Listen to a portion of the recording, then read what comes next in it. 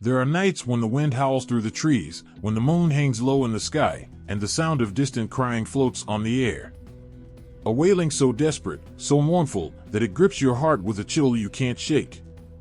It's the kind of cry that leaves a mark on the soul, a sound that no one can ignore. And if you listen closely enough, if you dare, you'll hear it, the unmistakable cry of La Llorona. La Llorona, the weeping woman. Her legend has echoed through the valleys, forests, and towns of Latin America for centuries. It's a story that never truly fades, but lingers like the wind itself, whispered in hushed tones around campfires, passed from one generation to the next like a warning, a memory, or a fear. Every culture has its ghost stories, but La Llorona is different. She is not just a figure of the past, she is alive in the whispers, in the warnings, and in the shadows that stretch across darkened streets. The earliest versions of La Llorona's tale are lost to time, but the roots of the myth stretch deep into the soil of Latin American history. Her story is one of heartbreak, betrayal, and tragedy, emotions so powerful they continue to haunt the lands where her tale is told. She is often depicted as a mother who, overcome with grief and rage, drowns her children in a moment of madness. The regret and sorrow that follow drive her to roam the earth, forever searching for the souls she lost. But her cries are not just the sounds of mourning, they are the echoes of something more primal, something that strikes at the heart of every listener. They are the cries of a woman who has lost everything, who knows no peace, and who will never stop searching for redemption. Over the centuries, the story of La Llorona has shifted, evolved, and taken on new forms, but at its core, it remains the same, a cautionary tale that touches the deepest fears of those who hear it. Some say she was a beautiful woman, once adored, but who betrayed the love of her life. Others say she was a poor woman, abandoned by the man she loved, with only her children to care for. In some versions of the tale, she is driven to madness by the pressure of motherhood, while in others, she is a victim of her own choices. But in every version, there is always one constant, her heart-wrenching grief. And as the years passed, her cry became something more than just a noise. It became a symbol, a reminder of the pain that exists in the world. It was passed down through oral traditions, changing slightly with every telling, but always maintaining the same fundamental truth: La Llorona is a figure of both sympathy and fear. She is a mother who lost her children, yes, but she is also a woman who was driven to madness by love, loss, and abandonment. Her tale is not just about her, it is about all the women who have suffered, who have been betrayed or left behind, and who now walk in the shadows of their grief. In the mountains of Mexico, in the plains of Central America, and even along the coasts of South America, La Llorona's cry can still be heard, sometimes faint, sometimes near. She is not just a ghost, she is a part of the land itself. Her story is told by the old, the young, the fearful, and the curious alike. She is a warning to children to be good, to stay close, and to never wander off too far. But more than that, she is a reflection of the struggles and pain that have shaped the cultures of the people who tell her story. As the myth passed from generation to generation, it began to take on new forms, adapting to the world around it. The versions of La Llorona told in the early days of the colonial era were different from the ones told after centuries of war, injustice, and cultural fusion. Her image began to shift. No longer just the grieving mother, she became a symbol of the suffering of the people, especially the women, who endured hardships under the weight of colonial rule. The myth also intertwined with the stories of spirits and supernatural forces. The figure of La Llorona became not just a tragic woman, but a vengeful spirit, a force of nature that no one could escape. It was said that those who heard her cry would soon face disaster, that her ghostly wailing would bring misfortune or death. But beyond the fear and the superstitions, there is something deeply emotional about La Llorona's legend that has kept it alive for so long. The cry she makes, so mournful and raw, is a sound that anyone, regardless of their background or culture, can understand. It is the sound of pain, of deep loss, of a mother who would give anything to turn back time. Her sorrow is not just hers, it is the sorrow of a world that has known too much heartache. It speaks to anyone who has ever experienced loss, who has ever felt the crushing weight of regret, or who has ever loved and lost. As the myth evolved, it did not lose its power, it only grew stronger, adapting to the changing landscape of Latin America. In some places, La Llorona became a figure of maternal protection, her sorrow turning into a force of justice for those who suffered. In others, she took on the role of a tragic figure, a reminder of the consequences of unchecked emotions and actions. But one thing remained constant: she was a warning. She was the shadow in the night, the voice that could not be silenced, a figure that lurked just beyond the veil of the living. Her story continues to be told today, not just as a folk tale, but as a living legend that lives on in the hearts of those who tell it.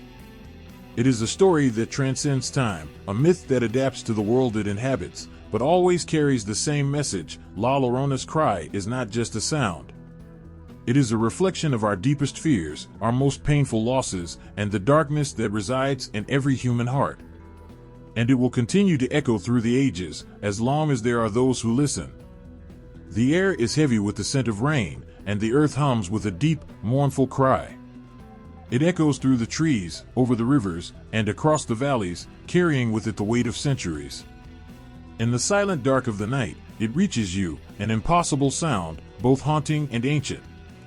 This is not just the cry of a grieving mother, but the cry of a lost spirit that has been wandering for ages, forever tied to the land itself. La Llorona, the weeping woman, is a figure that haunts the Latin American landscape. But her story is not new. It is as old as the earth beneath your feet, as old as the rivers and mountains that have witnessed the passage of time. Before she became the mother who drowned her children, before she became the vengeful ghost in the night, she was something else entirely: a spirit, a force, a voice that had been calling out long before the Spanish arrived on these shores. In the winds that sweep across the land, you can hear the whispers of ancient voices, voices that predate the arrival of Europeans.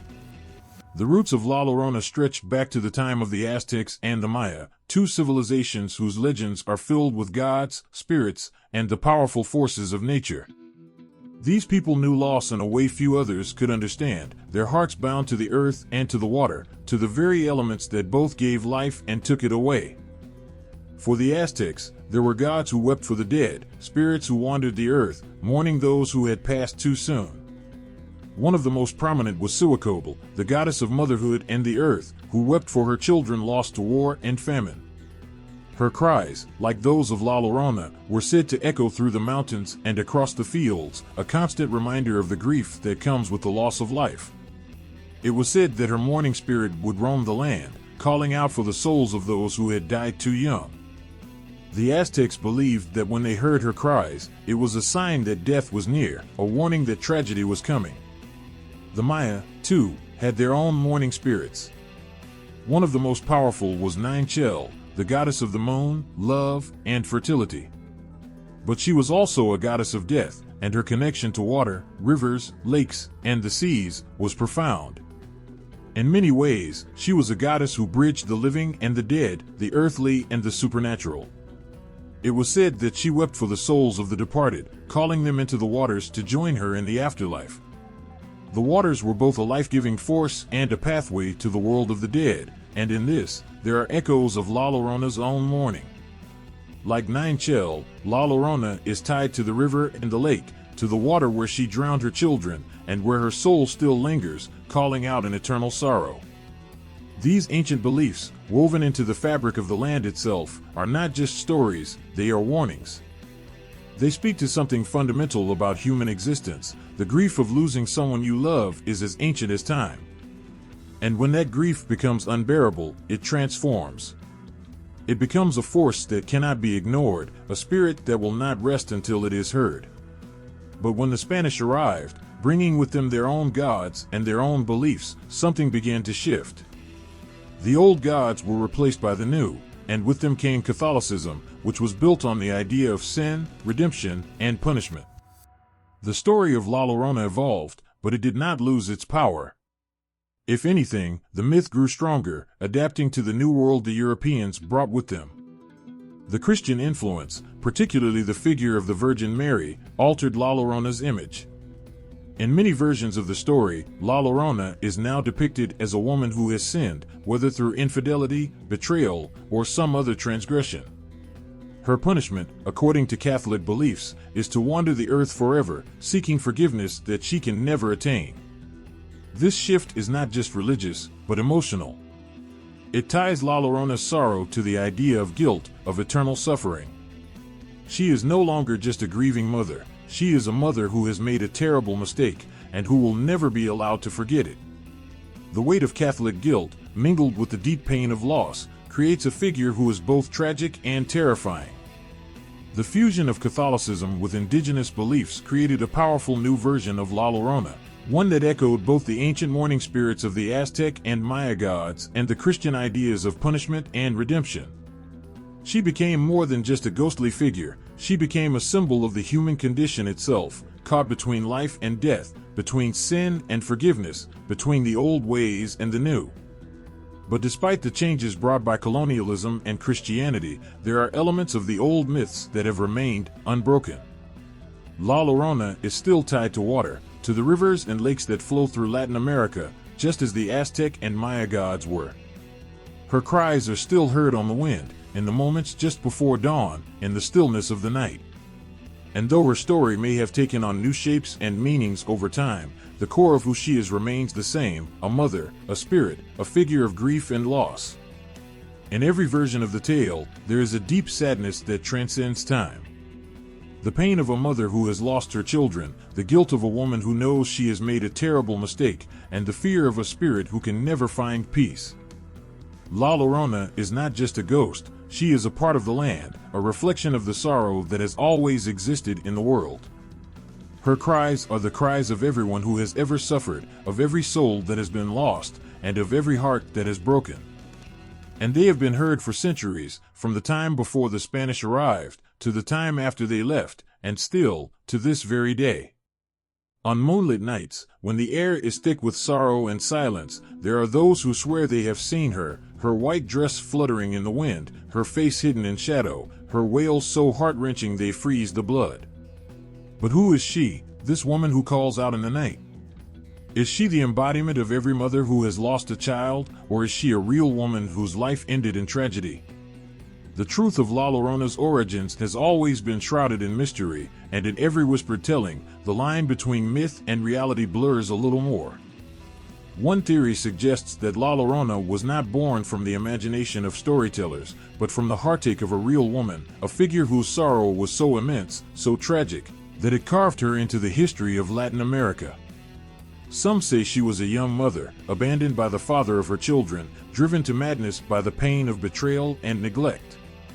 In her grief, she drowned her children in a fit of despair, only to realize too late what she had done. The tragedy of her life became legend, her name forgotten but her pain eternal. According to this version, La Llorona was not a spirit, but a woman whose story, like the weeping rivers she haunts, would never be able to flow away. Perhaps she was one of the countless women who lived through the horrors of war. In the colonial era, women suffered through the violence and trauma brought by foreign invaders. Some say that La Llorona's origins are tied to the violence and loss faced by women during the conquest of the Americas. Her cries could be the echoes of mothers who watched their children die from disease, starvation, or brutality. The Spanish conquest brought with it death, destruction, and a relentless tide of suffering. For many women, there was no escape from the pain, no way to protect their children from the chaos that tore through their villages, their homes, and their hearts. Perhaps La Llorona was one such woman, her grief so overwhelming that it became a force beyond the world of the living. Others believe that La Llorona's sorrow is tied to the centuries of oppression that women, particularly indigenous women, faced during the colonial period. The legend could be a reflection of the lost hope and the stolen lives of women who were forced into servitude, whose families were torn apart, and whose rights were disregarded. These women, voiceless in their suffering, became the vessels for La Llorona's pain, as their collective grief gave birth to a spirit who would forever wander the earth, seeking forgiveness for the cruelty they endured. La Llorona, in this telling, represents all those who were silenced, forgotten, or erased by history. But then there is another possibility. Perhaps La Llorona is not the product of a single woman's anguish, but a figure built from the sorrow of countless mothers across the ages, a symbol of grief itself. The archetype of the grieving woman who loses her children is as old as time, appearing in myths and stories across the world. This universal image, a mother mourning for the loss of her offspring, resonates with every culture and every heart. La Llorona is more than just a single woman's pain. She is the reflection of a greater sorrow that exists in the human experience, a sorrow that transcends borders, eras, and identities. In many ways, La Llorona is the embodiment of a larger cultural trauma. Her story can be seen as a response to the suffering caused by centuries of war, colonization, and loss. For the indigenous peoples of Latin America, their connection to their children was not just about love, but about survival, about carrying the legacy of their ancestors into the future. When their children were taken from them, whether by disease, violence, or the horrors of colonial exploitation, the loss was not just personal. It was cultural. The pain of La Llorona's cries echoes the collective grief of a people whose past was erased and whose future was uncertain. Her story resonates with the heartbreak that came with the arrival of the Spanish, who tore through the land and left destruction in their wake. It is said that La Llorona could be the mother of all indigenous children lost during this time, crying out for the futures that were never realized, for the innocent lives stolen away by the brutality of conquest. The cries of La Llorona could be the wail of every woman who has ever watched her children suffer, whether in war, in captivity, or in the crushing weight of colonization. As the years passed, La Llorona's image began to change, shaped by the influences of Catholicism and European culture. In this new version, she was no longer just a mother lost in grief, she was a woman condemned by her actions, punished for a sin that could never be forgiven. This shift in her story reflected a growing European belief in guilt and redemption. No longer a figure of innocent sorrow, La Llorona became a tragic figure, cursed to wander the earth for eternity, her wails a reminder of the consequences of betrayal and infidelity. In the Catholic tradition, where sin is at the heart of so much suffering, La Llorona's character took on new layers of complexity. She was no longer simply the grieving mother, she was a sinner, forever haunted by her past, forever seeking the children she had lost. This transition from a symbol of grief to a figure of guilt speaks volumes about how La Llorona's legend adapted to the needs and fears of the people telling her story. The Spanish colonialists brought with them the idea that wrongdoing could not be left unpunished, that there was no peace for the guilty. La Llorona's transformation into a spirit doomed to wander the earth, forever searching for her lost children, became a reflection of the Catholic view of eternal suffering for those who had sinned. Yet in the hearts of the people who still clung to their indigenous beliefs, she remained a tragic figure, a woman trapped by her own sorrow, seeking to undo a wrong that could never be undone. It is perhaps this combination of deep, primal grief and the weight of moral punishment that gives La Llorona such a haunting presence. She is not just a woman in mourning, nor just a symbol of lost children. She is a fusion of many histories, many sorrows, and many fears. The archetype of the grieving mother, lost in her sorrow, searching for her children, can be found in every culture, but La Llorona is uniquely tied to the history of Latin America, to the colonial past, and to the trauma that continues to shape the region's identity today. She is both a real woman, her name and story born from the wounds of history, and a universal figure, representing the timeless ache of every mother who has ever lost a child. In the stillness of a darkened night, when the wind carries a chill through the trees, the sound of weeping fills the air. It's a cry so haunting it stirs something ancient deep within you, a mournful wail, as though the earth itself mourns with her. Is it just a shadow in the wind, or is it the voice of someone long gone? Could it be La Llorona, the weeping woman, whose sorrow transcends centuries, whose pain echoes through the very soil of Latin America? Was she real once, flesh and bone, a woman like any other, or is she merely a figure of myth, an archetype born from the grief of generations?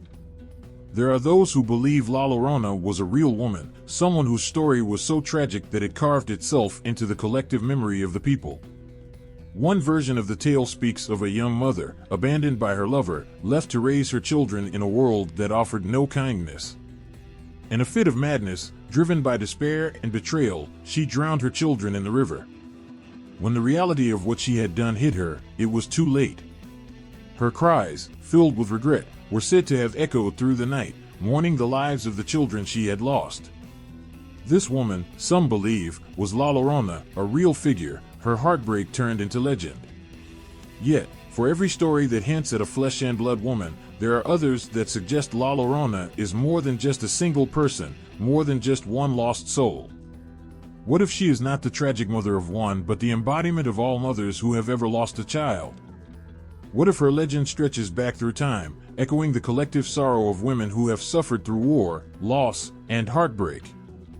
Is she a symbol of every mother whose grief became so overwhelming that it transformed her into something more than human, a spirit who could never rest?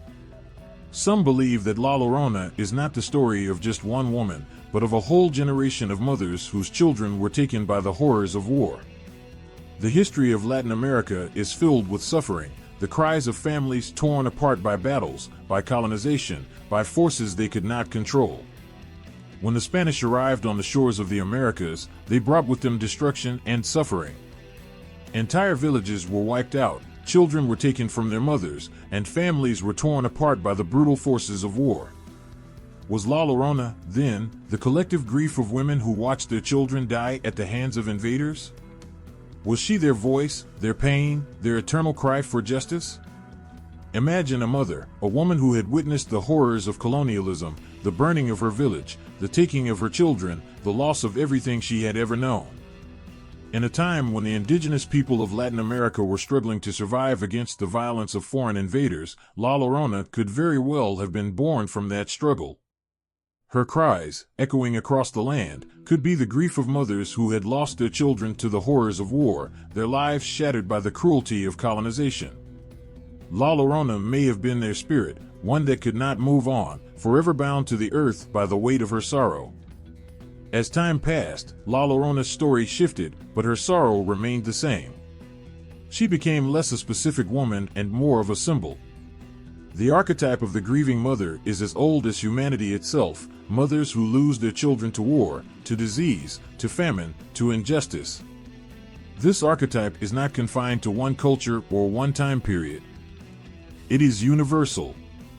In every corner of the world, there are tales of mothers who mourn the loss of their children, and in every case, that grief is profound, all-consuming, and eternal. La Llorona, in this sense, is no longer a woman tied to a specific time and place, but a figure who represents all mothers who have suffered the most unimaginable loss. In this version, La Llorona's story is not just personal, it is collective. It speaks to a deeper, more universal sorrow, one that resonates with people from all walks of life. She is the mother who mourns the loss of her child, but she is also the voice of all those who have been silenced, forgotten, or ignored. Her cries are the cries of every person who has suffered under the weight of injustice, of war, of colonization. She is not just one woman, she is the spirit of every woman who has ever lost a child and had to live with the unbearable weight of that grief. As much as La Llorona's story is rooted in the pain of colonization, her legend is also tied to the broader history of Latin America. Her wails are the cries of the oppressed, the marginalized, the forgotten. They are the cries of those who have lived through wars, revolutions, and the struggles of survival. Her story has evolved over time, shaped by the pain of the people who tell it, but her essence remains unchanged. She is a symbol of grief, but also a warning, a reminder of the suffering that continues to haunt the land. Through the centuries, La Llorona has taken on many forms. She has been depicted as a woman who made a terrible mistake and is forever cursed to wander the earth, searching for her lost children. She has been painted as a figure of both tragedy and terror, a mother who cannot be forgiven for her sins, a spirit who will never find peace. In this version, the archetype of the grieving mother takes on the weight of guilt and punishment, transforming La Llorona into a cautionary tale of what happens when a mother's love turns to madness. Her cries are not just sorrowful, they are filled with the despair of someone who knows they can never undo the harm they have caused. Whether La Llorona was once a real woman or a creation of myth, her story transcends the boundaries of time and place. Her cries, whether echoing across the fields of ancient civilizations or drifting through the streets of modern cities, speak to something deep within the human heart. The pain of a mother who has lost her child is a pain that cannot be easily understood or forgotten. It is a grief that shapes the very essence of who we are, and it is a grief that La Llorona has carried for centuries, her wails a testament to the sorrow that has never left the land. Her legend is not just a story of a woman lost in grief, it is a story of every mother who has ever wept for a child taken too soon, every soul who has ever felt the weight of loss that can never be undone. And in this way, La Llorona will always be a part of us. As the wind howls outside, a child sits by the fire, their eyes wide with fear. The shadows dance on the walls, and in that moment, a story is told, one that makes their heart race and their skin crawl. It is the story of La Llorona, the weeping woman, whose mournful cries echo through the night, searching for her lost children. The message is clear: if you are not careful, if you wander too far into the night, she will find you. Her wails will be the last thing you hear before the darkness consumes you. For generations, La Llorona has served as a powerful tool in the upbringing of children. Her story is more than just a ghostly tale, it is a warning, a fear, a lesson wrapped in the sorrow of a woman whose grief is as eternal as the night itself. La Llorona is the shadow that hovers over the minds of children, a figure whose presence is felt every time a child steps out of line or disobeys their parents. The fear of La Llorona is deeply embedded in the cultural psyche, not just as a spooky tale to tell around the campfire, but as a tool for socialization, a way to teach children boundaries, respect, and the consequences of their actions. The core of La Llorona's power lies in her ability to embody the fears and anxieties of both parents and children. To a child, her presence is as terrifying as it is real. She is not just a story, but a haunting figure that stands as a reminder of the dangers that lurk beyond the safety of home. Her cries, the sound of a grieving mother searching for her lost children, speak to a child's deepest fear, the fear of abandonment, of being lost, of never being found.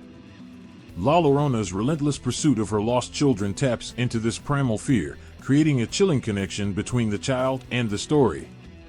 Parents use La Llorona to remind their children of the importance of listening and staying close.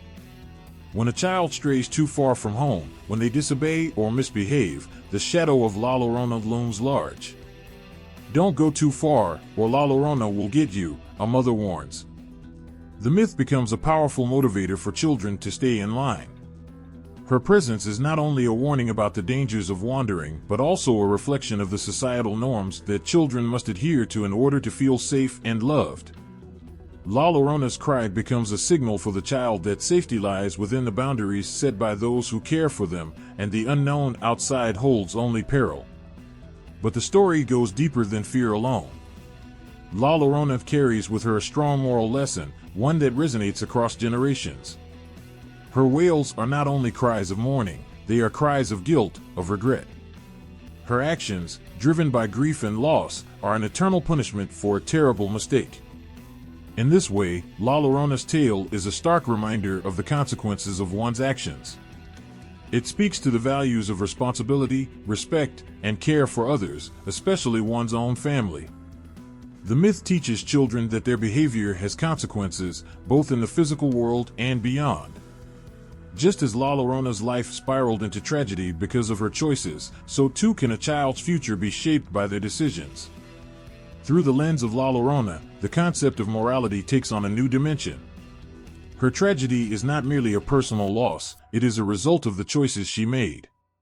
She becomes a reflection of the human condition, a reminder that even the most profound grief is not without consequence. The story weaves together themes of sin, guilt, and redemption, subtly teaching children the importance of making good decisions and the potential price of mistakes.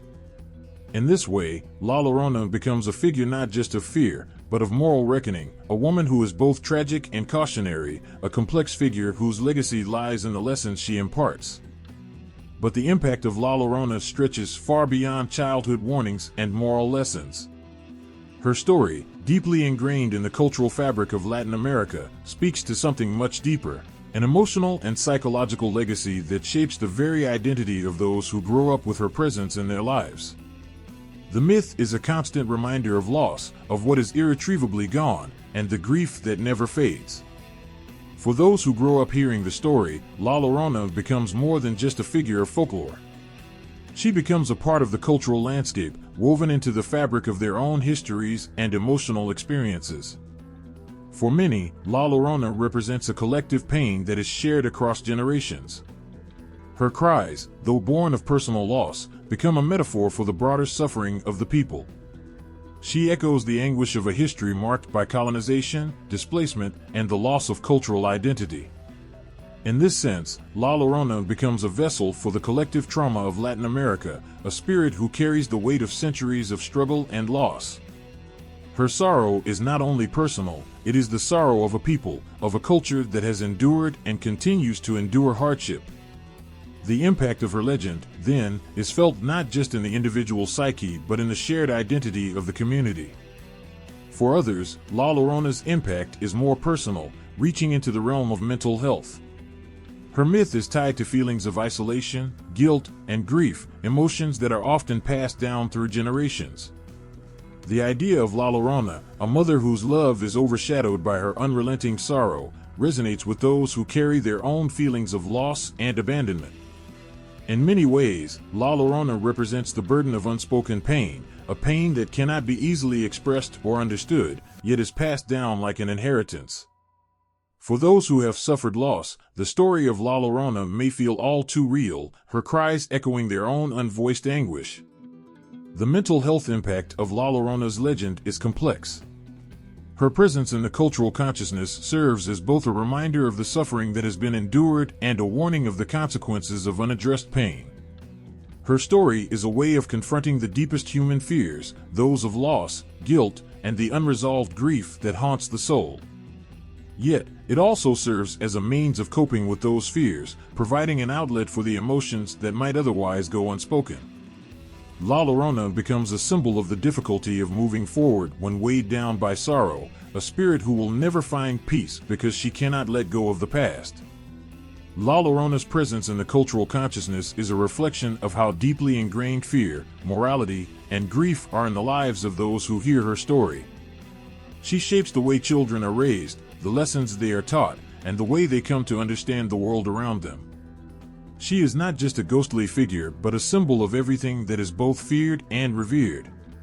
Her cry, the sound of a mother's grief, transcends generations, leaving an indelible mark on those who encounter her legend. The moon hung low in the sky, casting a silvery glow on the rippling water below. In the stillness of the night, there was nothing but the sound of water lapping against the shore and the desperate wails of a woman. Her cries were filled with a pain so deep it seemed to echo across time. She wasn't just crying, she was mourning, pleading for forgiveness, for a second chance. But it was too late. The silence that followed was not an end, but the beginning of a curse that would bind her to the earth forever. La Llorona, the Weeping Woman, is perhaps one of the most tragic and terrifying figures in Latin American folklore. Her story, which has been told and retold across generations, is haunting in its simplicity and devastating in its impact. The most widespread version of her tale begins with a beautiful young woman named Maria. She was known for her beauty, her grace, and her charm. Many men desired her, but Maria's heart belonged to one man. She married him, and together they had 2 children, a son and a daughter. At first, everything was perfect. Her life was filled with love and happiness, and the world seemed bright. But as time passed, Maria's husband began to change. He became distant, cold, and started showing less affection toward her. Maria's heart ached, but she continued to care for their children, giving them all the love she could. The more she loved, the further he pulled away, until one day, he left her entirely. He found another woman, a younger one, and left Maria with nothing but heartbreak and her 2 children. In her grief, Maria wandered the streets, consumed by a painful mix of emotions, betrayal, anger, and a gnawing emptiness. She could not understand how her life had turned out this way, how her family had been torn apart by the very person she loved the most. Her children, innocent and unaware of the pain their mother was enduring, continued to love her with all their hearts. But Maria's heart was a shattered mirror, each piece reflecting the terrible reality she could not escape. One night, in a moment of overwhelming despair, Maria walked to the edge of a river, holding her children's hands. Her mind was clouded with anguish, her thoughts swirling in the darkness. The pain in her chest was unbearable. She stood by the water, staring into the dark depths, and for a fleeting moment, she imagined that the water might wash away her pain, that it might give her peace. But in her sorrow, she did not realize what her broken heart was about to do. Without warning, she released her children's hands and pushed them into the river. The water swallowed them whole, dragging them away, and Maria, in a daze, watched them disappear into the current. As the waves took them, a cold emptiness filled her soul. The silence that followed was deafening. Then, as the horror of what she had done struck her, it was too late. The children were gone. Maria's screams filled the night, a sound so raw, so filled with grief, that it could be heard for miles. She searched the riverbank, frantically calling out their names, her voice trembling with sorrow. But it was no use. The river had taken them, and she was left with nothing but the horrible truth of her actions. The legend says that as the days passed, Maria's spirit was condemned to wander the earth forever, unable to find peace. Her heartbroken cries, "I, mis hijos, oh, my children," could be heard by anyone who passed near the water. She became La Llorona, the weeping woman, trapped between the world of the living and the dead, cursed to search for her lost children for all eternity. Her tears flowed like an endless river, her soul forever bound to her regret and her loss. This is the most widely known version of La Llorona's story. Her transformation from a beautiful, loving mother to a grieving, vengeful spirit is both tragic and terrifying. Her cries, echoing across the land, serve as a chilling reminder of the consequences of her actions. She is a mother who lost everything, her love, her children, and ultimately, her humanity. Her pain is not just sorrow, it is guilt, a never-ending regret that fuels her eternal torment. La Llorona's story is a mirror of a human heart laid bare, how fragile it is, how easily it can be broken. Her love for her children was pure, but her pain became so consuming that it led her to destroy everything she held dear. The river, a symbol of life and death, becomes a place of horror, where the boundaries between love and madness blur. As La Llorona roams, her cries are not just of grief, they are a warning. The legend tells of parents warning their children not to wander too far from home after dark, for fear that La Llorona will find them, mistake them for her own, and take them to the river.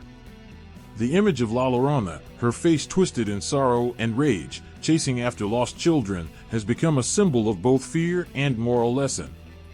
Children are taught to respect their parents and to stay safe, or else they risk falling prey to the weeping woman's wrath. Her story serves as a cautionary tale, one that instills a deep sense of fear in the hearts of those who hear it. La Llorona is not just a tale to frighten children, but a story that speaks to the very human fear of loss, of losing someone we love, or worse, losing our own way. Her story transcends culture and borders because the fear of losing one's children, or being consumed by grief, is universal. It is the fear that haunts all mothers, all fathers, all people who have experienced loss. And yet, in her endless suffering, there is also a sense of justice.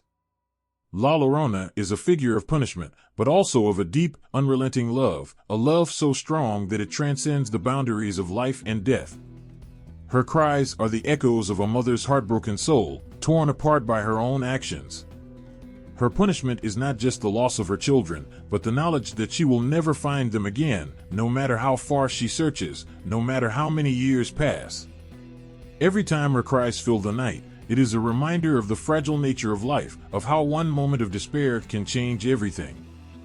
La Llorona's story is not just a ghost story, it is a story of love, loss, and the consequences of pain left unchecked. And in her eternal search, she remains a tragic, terrifying figure, a mother who loved too deeply and lost too much. In the dead of night, the wind carries a cry, sharp, mournful, and impossible to ignore. It's a sound that seems to rise from the very earth itself, filling the air with a deep, aching sorrow. As the wails echo through the trees, the stories begin. This is no ordinary cry, it's the wail of La Llorona. But not every region hears the same story or sees the same face when they think of the weeping woman. Across Latin America, La Llorona's shape shifts, her tale changing with each telling, each place, each people. Her cries are as universal as the pain she carries, but how she is perceived and what she represents changes, morphs, and adapts as the years pass. In Mexico, La Llorona is the very embodiment of heartbreak. Her beauty is legendary, her grief unimaginable. The myth is often told in small towns along the riverbanks, where the winding waters carry the weight of her eternal search. Here, her loss is so deep, so profound, that it transforms her into a wandering spirit, forever searching, forever crying, her wails rising from the waters themselves. The chilling version often told here is one of betrayal. A loving mother, who has been left by her husband for a younger woman, finds herself abandoned in the cruelest way. In her madness, she drowns her children in the very river where she once held them close, hoping that somehow this act will end her pain. But it doesn't. Instead, it curses her, and she must roam the earth for eternity, searching for the children she killed. This version of La Llorona teaches a sharp lesson in the dangers of despair, of love turned into madness. Across the border, in Central America, the version of La Llorona takes on a different, more visceral form. Her story is often tied to the wars and upheavals that have torn through the region for centuries. In some parts of Guatemala, for example, La Llorona is seen not just as a mother grieving her children, but as a reflection of the collective pain of a country torn apart by violence and suffering. Her cries here are said to be the sound of mothers who have lost children in the wars, the children who have been murdered or disappeared without a trace. The version here speaks to the heartbreak of mothers who never get to say goodbye, whose tears are not only for their children but for their lost futures, the shattered dreams of a nation that has bled for too long.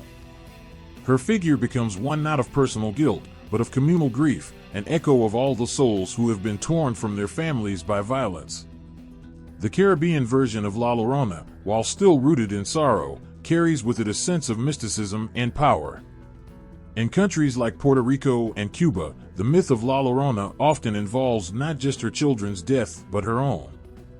Here, the tale speaks of a woman who, driven by unrelenting pain, takes her life, only to rise again as a spirit.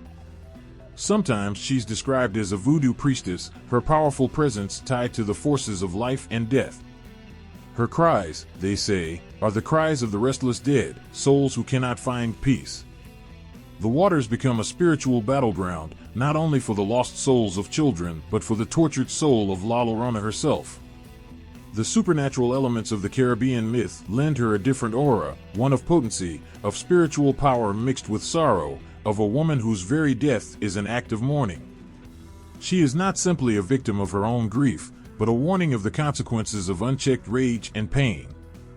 Down in South America, La Llorona's story shifts yet again, taking on an almost maternal warning that speaks to the realities of the region.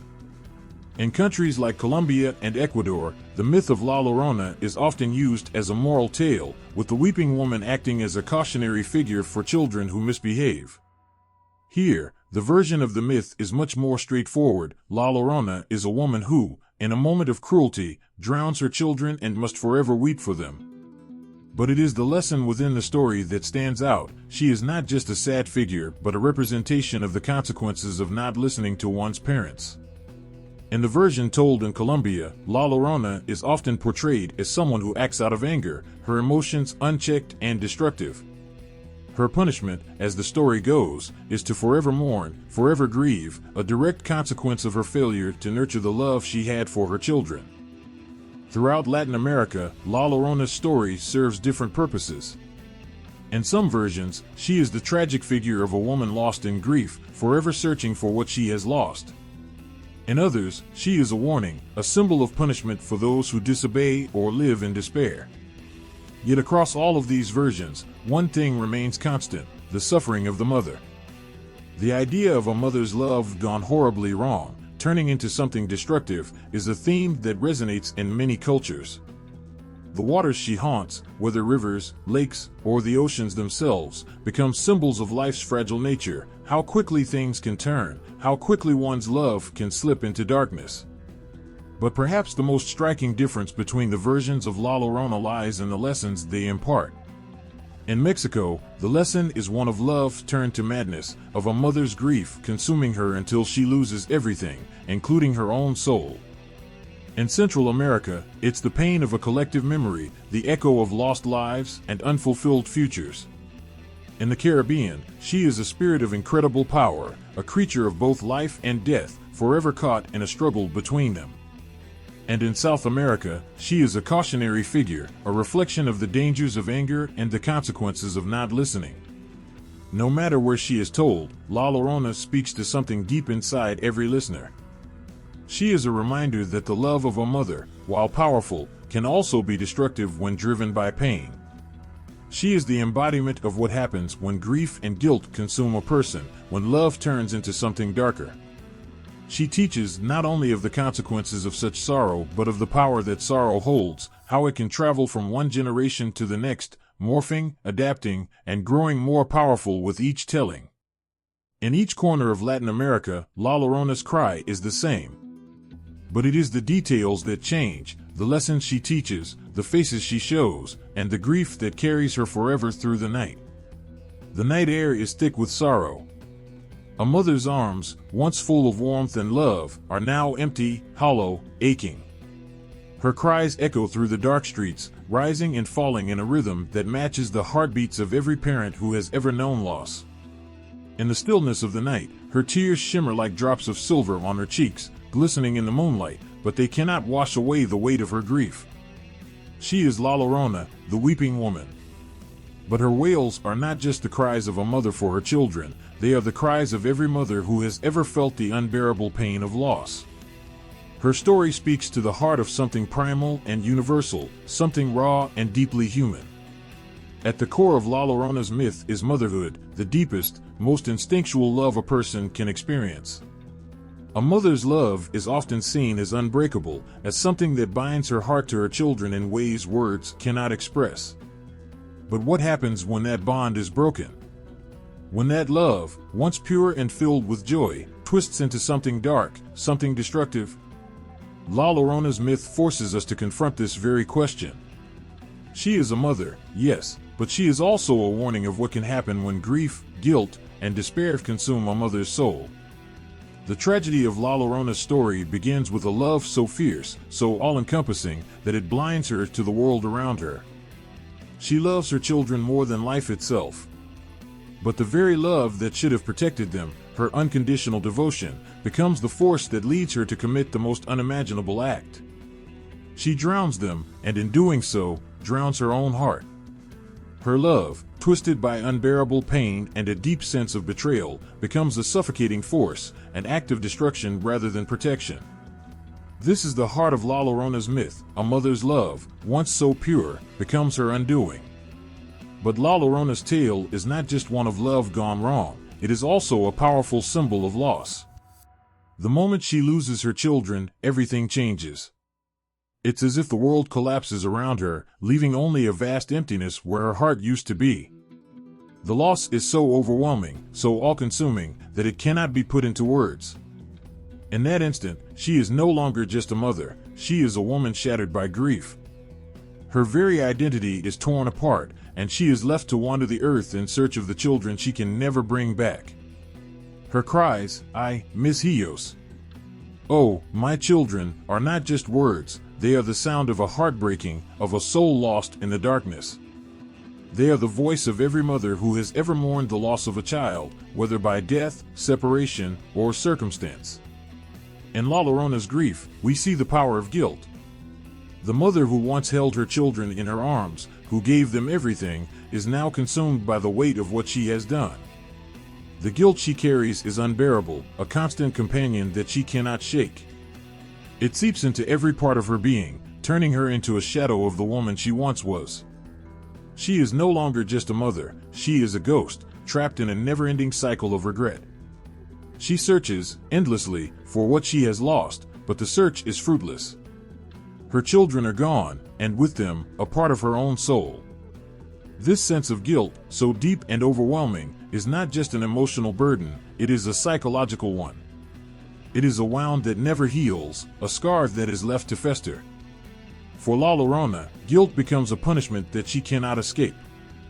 she is trapped in her own remorse, and this cycle of guilt is what keeps her bound to the earth. Her story serves as a powerful reminder of the psychological toll that loss can take. When a mother loses a child, it is not just the loss of a person, it is the loss of part of herself. A mother's identity is often intertwined with her children. They are her reason for being, her purpose. Without them, a mother can feel as though she has lost everything. La Llorona's grief is not just emotional, it is existential. Her cries, her endless searching, her eternal mourning, all of it speaks to the human fear of being lost, of not having a reason to exist. In her suffering, she is not just grieving the loss of her children, she is grieving the loss of herself. She is a mother who has lost everything, and in her quest for her children, she loses even her humanity. She becomes a symbol of the devastation that can arise when a mother's love turns into something darker, when guilt and sorrow transform her into something unrecognizable. There is also something deeply psychological in La Llorona's transformation. She is not simply a ghost or a myth, she is a reflection of the darkest parts of the human psyche. Her story shows us what happens when grief goes unchecked, when love is consumed by rage and despair. In her, we see the dangers of internalizing pain, of letting it fester until it consumes everything in its path. La Llorona's legend reminds us of the fragility of the human heart and the devastating consequences of unhealed emotional wounds. But there is also a deeper, more complex aspect of her grief that speaks to every mother's love. La Llorona, in her wandering, in her crying, is also a symbol of the lengths a mother will go to for her children, whether in life or death. The tragic twist of her tale is that, in her search for them, she only drives herself further away from what she seeks. Her devotion is so intense, so all-consuming, that it blinds her to the reality around her. In trying to find her children, she loses herself. But her love, even in its darkest form, still carries an echo of the fierce protectiveness that all mothers feel. La Llorona is a reflection of motherhood at its most extreme, love so deep that it cannot be measured by simple emotions, but by the pain it carries. Her tale speaks to the extremes of motherhood, the highs of unconditional love, the lows of overwhelming guilt, and the vast chasm of loss that no mother can ever truly escape. She is not just a figure of sorrow, she is a symbol of what happens when the most powerful human emotion, love, is taken to its breaking point. Her story is one of eternal mourning, but also one of eternal devotion. La Llorona's endless cries are not only a sign of her torment, but also a testament to a mother's unbreakable love, one that can survive even the most unimaginable tragedies. And in her sorrow, she is both a warning and a symbol, a reflection of what can happen when love and loss intertwine, leaving behind nothing but grief, guilt, and an endless search for redemption. It's the dead of night, the kind of silence that presses against your ears. The moon is hidden behind dark clouds, leaving everything in a murky, shadowed haze. Suddenly, the air stirs with a sound so chilling, so heart-wrenching, that it sends a shiver down your spine. A wail. A cry of despair, echoing from a distance. It is the sound of La Llorona, the weeping woman, her voice carrying the weight of centuries of grief. Her mournful sobs are more than just sounds, they are the cries of a spirit lost in the darkness, forever searching for what she has lost. They are the cry of death itself. When you hear La Llorona's wails, they are not just the cries of a mother for her children. They are the cries of the dead, the calls of spirits that dwell in the spaces between life and death, in the world of the supernatural. She is not simply a ghost who lingers in the shadows, she is a bridge between two worlds, the living and the dead. Her story is a warning, a reminder that death is never far away, and neither is the darkness that comes with it. La Llorona is a spirit, but her presence is more than just the eerie chill of an apparition. Her cry is a connection to something far deeper. The supernatural realm she inhabits is one where the boundaries between life and death blur, where the living are haunted by the specters of the past, and where every night holds the potential for a visit from something beyond. The space she roams is a liminal one, a threshold, a doorway. It is the place between life and death, where the rules of the living no longer apply, and where the past is never truly gone. In her endless wandering, La Llorona is trapped in this world, unable to cross into the afterlife, forced to remain in the darkness, cursed to seek out the children she lost, forever. Her cry, the sound that pierces through the night, carries with it an unsettling power. It's not just a sound, it is an invocation. Her voice calls to the dead, pulling them from their graves, bringing them to the edge of the world of the living. Her weeping is an echo of the souls trapped between the realms, those who cannot find rest. In her haunting cry, there is a promise that death is never too far away, and that it waits for us all in the shadows.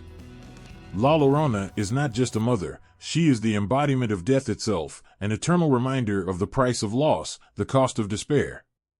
Her story, her presence, speaks to the superstitions that have shaped generations. For years, people have told their children to beware the sound of her cry, to listen for her footsteps in the dark. She is the figure that makes you look over your shoulder, that turns the simple rustle of the wind into something more sinister. She is the warning that death is close, that the world beyond the living is never far away. Every parent who speaks of La Llorona to their children carries with them the knowledge that the supernatural world is real, that the spirits of the dead walk among us, waiting for the right moment to remind us of their existence. The belief in La Llorona is part of a larger tapestry of cultural superstitions, many of which are rooted in the fear of the dead. Her presence reflects the deep-seated belief that the souls of the departed are never fully gone. They linger, waiting for an opportunity to make themselves known, to cross over into the world of the living. La Llorona is that opportunity, a spirit who crosses the line between life and death in search of what she lost, in search of redemption, and in search of a way to escape the endless cycle of grief and guilt that binds her to the world of the living. But what makes La Llorona so terrifying is not just her connection to the dead, but the way she moves between these worlds, unable to find rest, unable to cross the boundary between life and death. She is stuck, trapped in a liminal space, where she cannot belong fully to either world. Her existence is a haunting reminder that there are spaces where the living and the dead coexist in unsettling proximity. When she calls for her children, she is not just a grieving mother, she is a spirit, wandering the edge of both realms, seeking what can never be returned. Her cry is not just a sound, it is the space where life and death collide, where the living are reminded that they are not alone in the world, and that the dead walk among them. La Llorona's story also carries with it a sense of superstition, the belief that spirits can return to the world of the living, that they can reach out from beyond the grave. In her search for her children, she represents the fear that death is never final, that the boundaries between the two realms are thin and fragile. When you hear her cry, you are reminded that the world of the dead is closer than you think, that one misstep, one moment of weakness, could pull you into her world. This sense of the supernatural also speaks to the liminal spaces in which La Llorona exists. She is not bound by time or place. Her cries are heard all over Latin America, from the quietest villages to the bustling cities. Her presence is not limited to one corner of the world, but to the space between worlds, between life and death, between what is known and what is feared. She moves through the night, crossing boundaries and borders, never stopping, never resting. Her haunting cry is the sound of a spirit in motion, always searching, always reaching, always lost. There is a strange, unsettling beauty in La Llorona's existence as a spirit. Her grief, her loss, are not just her own, they are the grief and loss of every person who has ever felt the sting of death, the ache of missing someone they can never have again. She represents the part of us all that cannot let go, the part of us that continues to search, continues to weep, even when there is nothing left to find. In her haunting cry, in her endless wandering, she is both a warning and a symbol of the power of loss, and the fear that the line between life and death is never as clear as we think. La Llorona's cry is not just the sound of a grieving mother. It is the cry of death itself, a sound that echoes through the darkness, reminding us of the world we cannot see, the spirits we cannot touch, and the thin veil that separates us from the unknown. The wind howls through the trees, a distant, mournful sound that stirs something deep within you. A soft rustling moves through the leaves, and suddenly, there it is, a voice, barely above a whisper, a wail that seems to come from the very earth itself. It's La Llorona's cry, reaching out from the past, echoing across time, wrapping itself around the soul. Her story is not just one told around campfires or whispered in the darkness. It has made its way into the hearts and minds of writers, shaping the pages of poetry, stories, and novels. Her grief, her torment, her unending search for her lost children have found a home in literature, taking on new forms, new meanings, with every telling. In the world of literature, La Llorona is more than just a ghostly figure. She becomes a symbol of loss, of love, of sorrow. Her presence fills the pages, her weeping voice amplifying the emotions that lie beneath the surface of every story. Authors have long been captivated by her myth, using her as a mirror to reflect human experiences. The way she moves between the living and the dead, the way she haunts those she encounters, mirrors the pain of losing something irreplaceable. And in the silence that follows her cries, there is the echo of a deeper, universal truth: no one is untouched by grief. Manuel Ponce, one of the most significant figures in Latin American literature, brings La Llorona to life in a way that strikes at the heart. In his works, La Llorona is not just a mythical figure, she is a woman, a mother, torn by the loss of her children.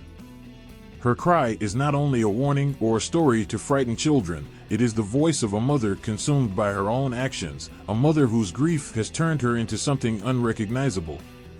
Ponce's interpretation of La Llorona paints a portrait of a woman who is not only lost in the physical world but in her own mind, trapped between a desperate desire to make amends and the irreversible consequences of her choices. His work explores the boundaries between love and destruction, illustrating that sometimes the heart's deepest desires lead to the most tragic of outcomes. But it's not just the cry of La Llorona that captures the imagination of writers. It is the echo of the supernatural, the sense that death is never far away. Juan Rulfo, another titan of Latin American literature, used La Llorona to explore the ghostly, haunted world in which his characters live. In his short stories, the line between the living and the dead is as thin as the fog that covers the earth at dawn. Rulfo takes the myth of La Llorona and wraps it in the dust of rural Mexico, where the spirits of the past are never far from the present. His version of La Llorona is a figure who doesn't just cry for lost children but for a world that can never be regained. She is a part of the earth, her pain woven into the landscape itself. Rulfo's characters live with death in a way that is almost tangible, and La Llorona becomes a haunting reminder of the human condition, that sorrow, like life, never truly leaves. In these works, La Llorona becomes a symbol of the eternal struggle between life and death, love and loss. The literary interpretations bring her to life in a way that makes her story not just a myth, but a reflection of the human soul. Her weeping is no longer just a warning to children, but a reflection of the pain that lies at the heart of every person. The writers who have embraced her story have transformed her into a character who can no longer be ignored, whose cries reverberate through the pages, leaving a lingering ache long after the words have faded. In the poetry of Latin America, La Llorona's mournful wail becomes a metaphor for the losses that cannot be put into words. Her voice is soft, yet carries with it the weight of 1,000 untold stories. She represents the sorrow of mothers who have lost their children to war, to sickness, to poverty. She becomes the voice of all women who have been silenced by their grief, their pain too overwhelming to express. Her weeping is the cry of the oppressed, of the forgotten, of those whose voices have been drowned out by the harshness of life. And in her silence, after the wail fades into the night, there is the unbearable weight of what remains unsaid. Each retelling of La Llorona's story in literature adds a new layer of meaning, a new perspective. She is not simply a tragic figure, she is a reflection of the deepest emotions, the most raw and human experiences. Her cry is not just a lament for her children, it is the cry for all that is lost, for all that can never be reclaimed. She embodies the fear of the unknown, the terror of death, and the unbearable pain of losing someone you love. But she also represents something else, the possibility of redemption, of release from the torment that binds her to the world of the living. In each version of her story, there is the potential for her to find peace, for her to finally let go of the grief that has consumed her for so long. And yet, the more we hear her story, the more we come to understand that perhaps La Llorona will never be at peace. Perhaps the pain of loss is too great for her to ever truly overcome. Her cries will continue to echo across the centuries, a reminder that some wounds are too deep to heal. But it is this very pain, this unrelenting sorrow, that makes her such a compelling figure in literature. She is not just a ghost, she is a part of us all. In her we see our own grief, our own longing, our own inability to move on. La Llorona is not just a legend of the past, she is a mirror, reflecting the pain that all of us must face, the loss that defines our lives, the love that never dies. As the pages of literature continue to fill with her story, La Llorona becomes more than just a figure of myth and superstition. She is a living, breathing part of the human experience, a symbol of all that is fragile and fleeting. Her cries may fade into the night, but her story remains, etched forever in the hearts of those who have heard her wail and who, in hearing it, have come to understand something about themselves. Her pain is universal. Her grief is eternal. And in every literary interpretation of her tale, La Llorona is reborn, again and again, as a symbol of the human soul's most unspoken sorrows. The haunting cry echoes through the night, the sound rising with the wind, a plaintive wail that cuts through the stillness of the dark. It's the sound of La Llorona, her grief woven into the very fabric of the night air. But this time, it's not just a whisper on the wind. It's a song, carried by the strings of a guitar, the sorrow of a mother's pain captured in the tender strum of the instrument. Her wail becomes a melody, a rhythm that pulls at the heart, and with each note, the sadness that has haunted her for centuries is made real. Her story, her grief, is not just told in words, it is sung in the mournful songs of folk music, mariachi, and ballads. The legend of La Llorona lives on, not just in stories and whispers, but in the music that has become a part of Latin American culture, echoing her pain, her sorrow, and her eternal longing. The evolution of La Llorona in music begins in the very heart of Latin America, where the rhythm of life is intertwined with the melody of loss.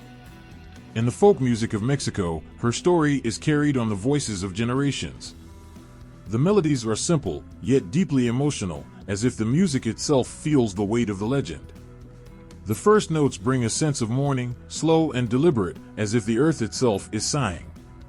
The rhythm lingers like a memory, familiar yet heavy, as if each strum of the guitar is a step toward a distant, painful truth. The lyrics are often soft, whispered through the voices of singers who know the weight of sorrow, who understand the ache that comes with losing something precious. It's as though the singer is not just telling a story, but sharing in the grief, the pain of a lost mother, a lost child, a lost love. The music wraps itself around the listener, pulling them in, making them feel the cold of the night, the emptiness of La Llorona's cry. In these folk songs, the tale of La Llorona takes on new layers. The melody itself becomes part of the legend, a vehicle for the deep sorrow that the mother feels. Every note conveys a sense of longing, a cry for something that can never be returned. As the song builds, the sorrow grows, echoing through the generations. La Llorona's legend is no longer just a myth told to frighten children, it is a universal truth, a sorrow shared by all who have loved and lost. The music doesn't just tell the story, it makes it real, pulling the listener into the deep, aching heart of the legend. The mournful tones of the guitar and the plaintive wail of the singer carry the weight of centuries of grief, of mothers who have lost their children, of lovers who have been abandoned, of souls forever searching for peace. As La Llorona's story spreads across Latin America, her song takes on new forms. In the world of mariachi, where brass instruments and violins collide in a passionate celebration of life and love, La Llorona's tale is transformed into something more dramatic. The songs become grander, bolder, yet the sorrow remains. The mariachi bands play with a fiery intensity, the horns blasting through the air, while the singer's voice trembles with the grief of a mother who will never find solace. The music shifts, the rhythm becomes faster, more urgent, as if the pain is no longer just a quiet, mournful wail but a desperate cry for help. In this version of La Llorona's story, the music brings her legend to life in a way that makes the listener feel as though they are standing right beside her, caught in the whirlwind of her torment. In the mariachi version of La Llorona's song, the tempo quickens, and the sorrow becomes more urgent, more palpable. The guitar strings strum faster, the brass section blares louder, and yet the heart of the song remains the same, a mother who will never escape the grief that binds her. The music builds to a fever pitch, with each note escalating the emotional tension. The chorus, when it hits, is deafening. It's as if the listener cannot escape the weight of La Llorona's loss, cannot avoid feeling her anguish. Every note reminds us that the mother's wail is not just a cry of sorrow, it is a cry of desperation, a cry that cannot be stilled, no matter how much time passes. And then, just as quickly as the music rises, it falls back into the soft, reflective strains of a ballad. The mariachi fades away, and the quiet, lingering sorrow returns, just as it was before. In this moment, the song feels like a prayer, a call to remember, a plea to never forget the suffering that has shaped the legend of La Llorona. Her story is not just one of fear, it is one of pain that knows no end. The music reminds us that her grief is not just her own, it belongs to all of us who have loved and lost, who have felt the ache of absence in the pit of our stomachs. La Llorona's song is a collective cry, one that speaks to the universal nature of loss and love, of pain and memory. La Llorona's presence in Latin American music is not limited to just folk songs or mariachi ballads. Her legend has found its way into modern renditions, across genres, from pop music to rock, jazz to contemporary ballads. Yet, no matter how the song is reinterpreted, the essence of La Llorona remains unchanged. The grief, the sorrow, the longing are always there, embedded in the melody, carried in the voice of the singer. Her story transcends the boundaries of time and place, evolving through the ages, but always maintaining that same core of tragic beauty. The music makes La Llorona's sorrow feel real, as though we are hearing her cry for the first time, and each time we listen, the cry becomes just a little bit more unbearable. Through these songs, La Llorona is not just a character from a legend, she is a part of the soul of Latin America, woven into the fabric of its music. The melody that carries her story is a reminder of all that has been lost, of all the tears that have been shed, and all the hearts that continue to ache. La Llorona's music, from the quiet strum of a guitar to the powerful blast of mariachi horns, continues to evoke the timeless sadness that defines her legend, reminding us that some stories, some pains, never truly fade away. The screen flickers to life, and there she is, a shadow against the moonlit night, a figure draped in white, her face obscured by flowing hair. The wind howls through the trees, the sound carrying the eerie echo of a mournful cry. The silence of the scene is broken only by the soft, desperate wailing that rises from the woman, her voice like the cry of a lost soul. It's La Llorona, but this time, she's not just a figure in folklore, she's been brought to life on the big screen. Her story, her grief, her anguish, it's no longer a myth told around campfires. It's now something we can see, feel, and hear, and with each new interpretation, her sorrow becomes more real. The cinematic legacy of La Llorona stretches across decades, evolving with each passing generation of filmmakers. From the earliest days of cinema, where her story was told through grainy black and white images, to modern horror films that thrust her wailing spirit into the hearts of a new audience, La Llorona's image has been shaped, twisted, and reimagined in ways that reflect the changing fears and sensibilities of society. But no matter how much her form changes, the soul of the legend remains intact. The grief of a mother, the desperation of a lost soul, the horror of a spirit that cannot find peace. In the early films, La Llorona's image was often shrouded in mystery. These early portrayals were often simple, serving as vehicles for cultural storytelling rather than pure horror. In these films, La Llorona was depicted less as a terrifying supernatural being and more as a tragic figure.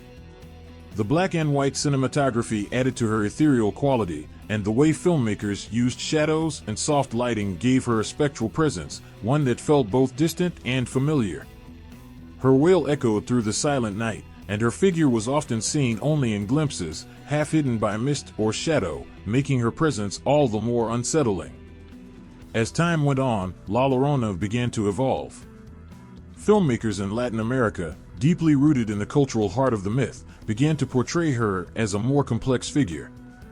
In the 1950s and 1960s, La Llorona became a symbol of the lingering grief that haunted communities, particularly in Mexico. These films didn't just focus on her haunting wail, they delved into the backstory, giving her a face, a story, a human side. Her pain was no longer just something to fear, it was something to pity. La Llorona was depicted as a woman who had lost everything, a mother who had been driven to madness by her own sorrow. The filmmakers crafted her not just as a ghost, but as a mother, whose pain was so intense, so all-consuming, that it could only manifest as a spirit that wandered the earth, calling out for her children. These early portrayals in Latin American cinema reflected a deeper cultural understanding of La Llorona as a symbol of motherhood and loss. The themes of the films were not just about terror, they were about the universal pain of a mother who had lost her child and the guilt that gnawed at her from the inside out. The beauty of the films was in how they captured the depth of this grief, showing a figure who was both monstrous and pitiable.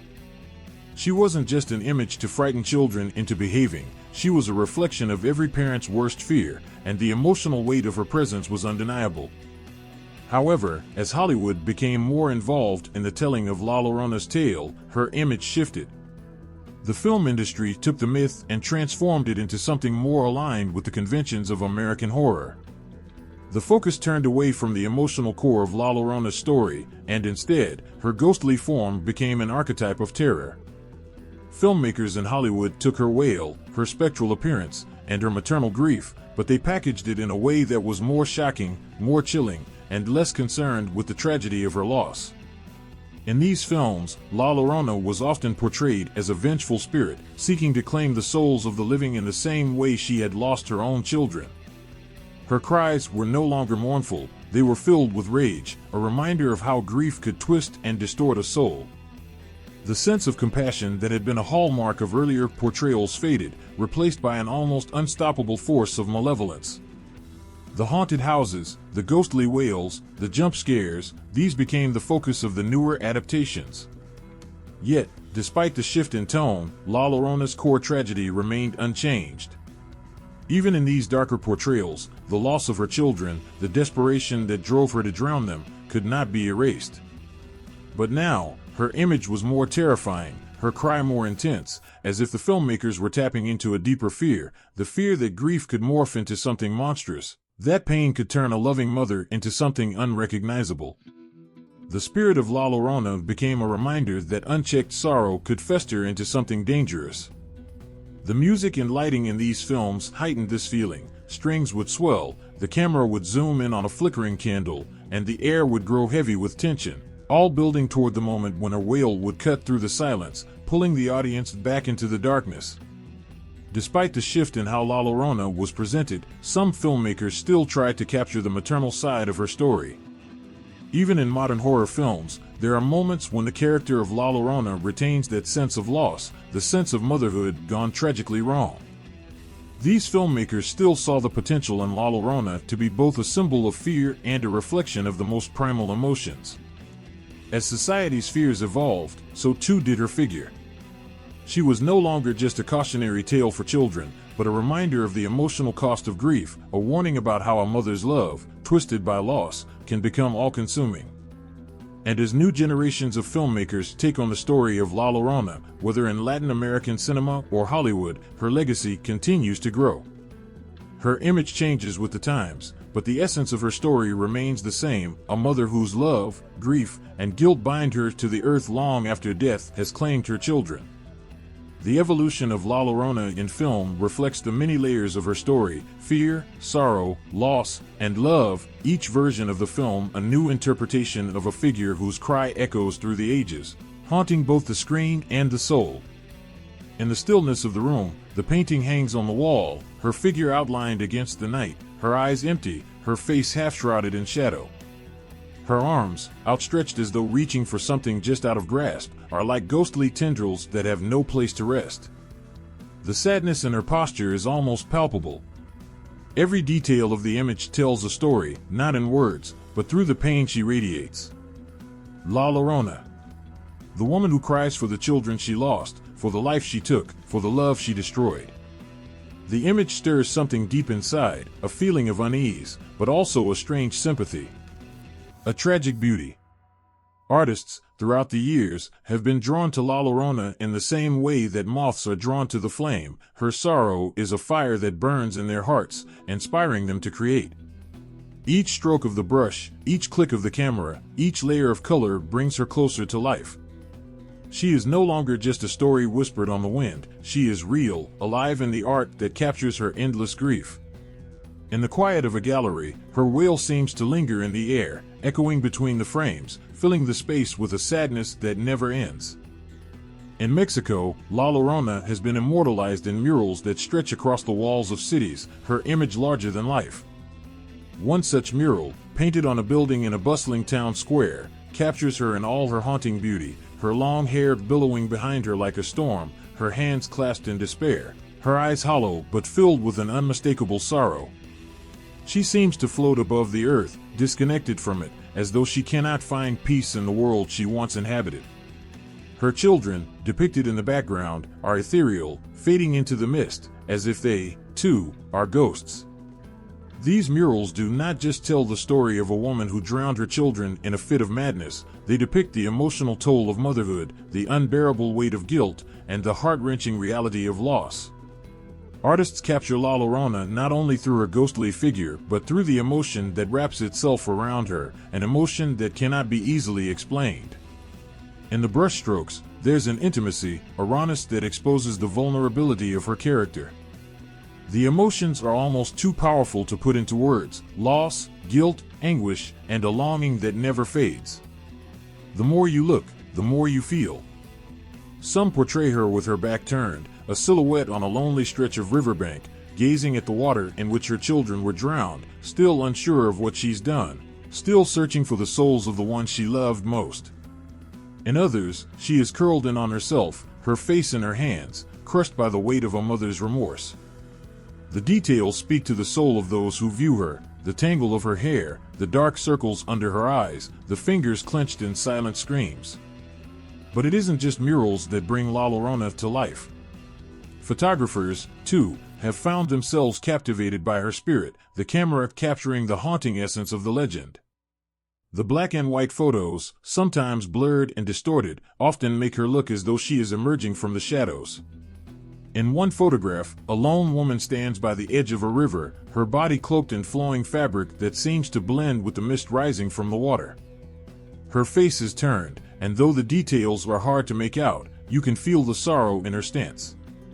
The artist has not captured just a figure, they have captured an emotion that resonates across time and space. The stillness of the water reflects the emptiness in her heart, the same water that became the grave for her children, as though her very soul is bound to it. Then there are the paintings that depict La Llorona's wail, a sound that cannot be captured with paint or pencil, but one that the artist somehow makes real. The wind in the painting is almost visible, curling around her as she cries out for her children, the jagged lines and swirling patterns amplifying the intensity of her grief. There is an energy in her mourning that seems to pulse through the canvas, making her anguish feel tangible. It's as though she is not just crying for what she has lost, but for all that she can never have again. The artist's strokes mirror the chaos of her mind, the brokenness of a mother who will never again find peace. In some pieces, La Llorona's figure is nearly consumed by darkness, her form barely visible amidst swirling clouds or violent rivers. This isn't just a literal depiction, it's symbolic of the way her grief and guilt have swallowed her, turning her into nothing more than a silhouette in the night. Her face is almost invisible, obscured by shadows or the mist of her cries. The absence of details in these works adds to the feeling of loss, not just of her children, but of her identity, her humanity. She is no longer a woman, she is a force, a sorrow, an unstoppable current of mourning that can never be escaped. Even in the smaller, more intimate paintings, there is something haunting about La Llorona's presence. Often, the artist's brushwork captures the quiet intensity of her sorrow. There is a softness to the way her body bends, almost as if she's trying to hold herself together, to keep herself from shattering into pieces. Her grief is not loud, not explosive, but quiet, internal, the kind that builds over time until it's too much to bear. The artists who portray her seem to understand this kind of grief, the kind that lingers, the kind that fills every inch of a person, leaving nothing untouched. In all of these pieces of art, La Llorona's pain is mirrored by the pain of the viewer. Her story isn't just one of loss, it's one of unrelenting suffering. Her image, whether in a painting, a mural, or a photograph, doesn't just hang on a wall or sit in a frame. It breathes. It moves. It cries out. You don't just look at her, you feel her presence. She is a part of the space, and her story becomes your story, too. With each artwork, her legend grows, and with it, the depth of her sorrow. The image of La Llorona will never be fully captured, because the grief she represents is endless. It stretches across cultures, across borders, across time. It is a grief so powerful, it transcends the bounds of the canvas, the frame, the lens. It lingers in the soul of anyone who has ever lost something they loved, and it's that universal pain that makes La Llorona so haunting, so unforgettable. Late at night, in the stillness of a small, quiet town, you hear her, the soft, sorrowful wail that echoes through the streets, like a wind that can never find rest. It's a cry so filled with pain that it grips your heart. Some say it's just the wind, others swear it's La Llorona, the woman who wandered too far from what society allowed. The stories of her torment are old, passed down through generations, and yet, in every retelling, her story remains the same, a woman who defied the roles set before her, only to be punished by an unforgiving world. La Llorona is not just a mother in mourning, she is a symbol of something deeper, a warning to women who step outside the lines drawn by tradition, a reflection of the anxiety society holds about women, their roles, and their actions. She embodies the harsh truth of patriarchal expectations, how easily a woman's transgressions, whether real or imagined, can lead to her ruin. Her story is not just about losing her children, but about the price she paid for breaking the sacred bond of motherhood. In many versions, La Llorona's crime is not merely the act of drowning her children, but the way her actions shattered the ideals of femininity. She was a mother, yes, but also a woman who, in her moment of weakness, defied the role she was expected to play.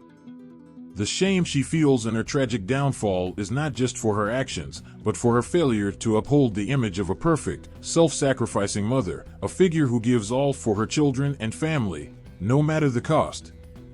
La Llorona's story is a tale of morality, and her punishment speaks to the patriarchal idea that a woman who steps out of line must be cast aside, marked as a warning to others.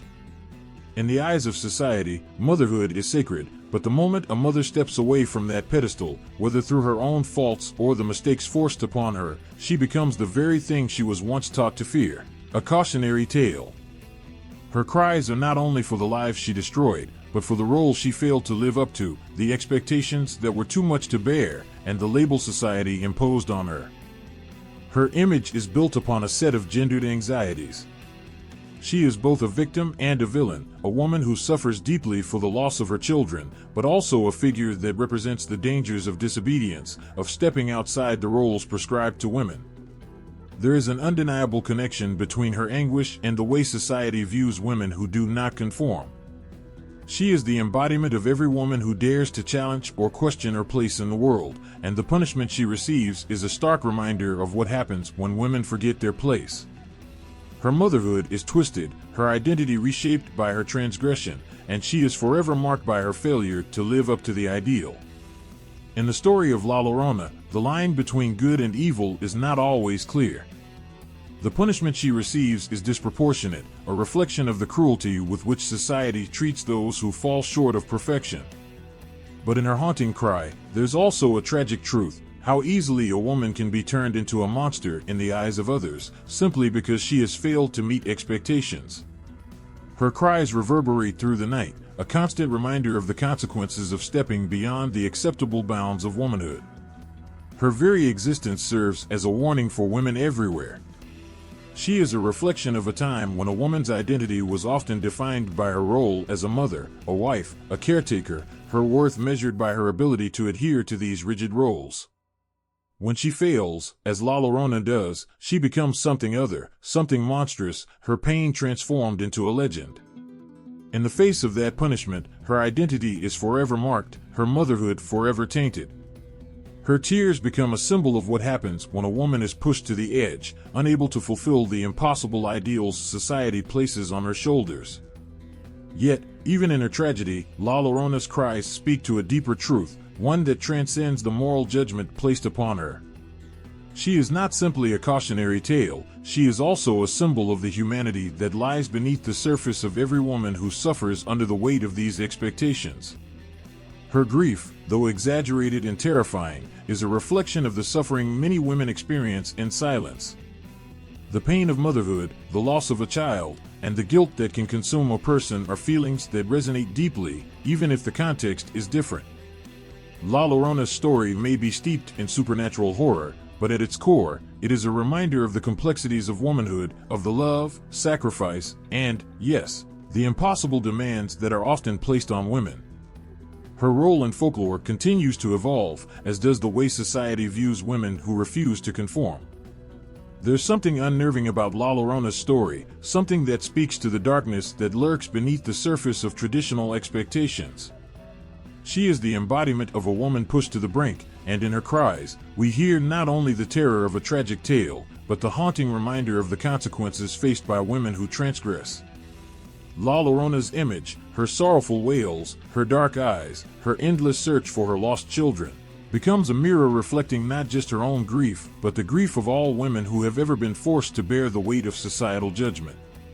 Her punishment is not only for her failure to uphold motherhood's sacredness, it is also a reflection of the punishment many women face for daring to step outside their assigned roles, for refusing to remain silent, for seeking something beyond what is expected of them.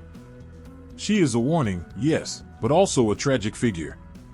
Her cries may echo through the night, but in their haunting beauty, they reveal the deeply ingrained fears and judgments that women have carried for generations, fears that, perhaps, we have yet to truly escape.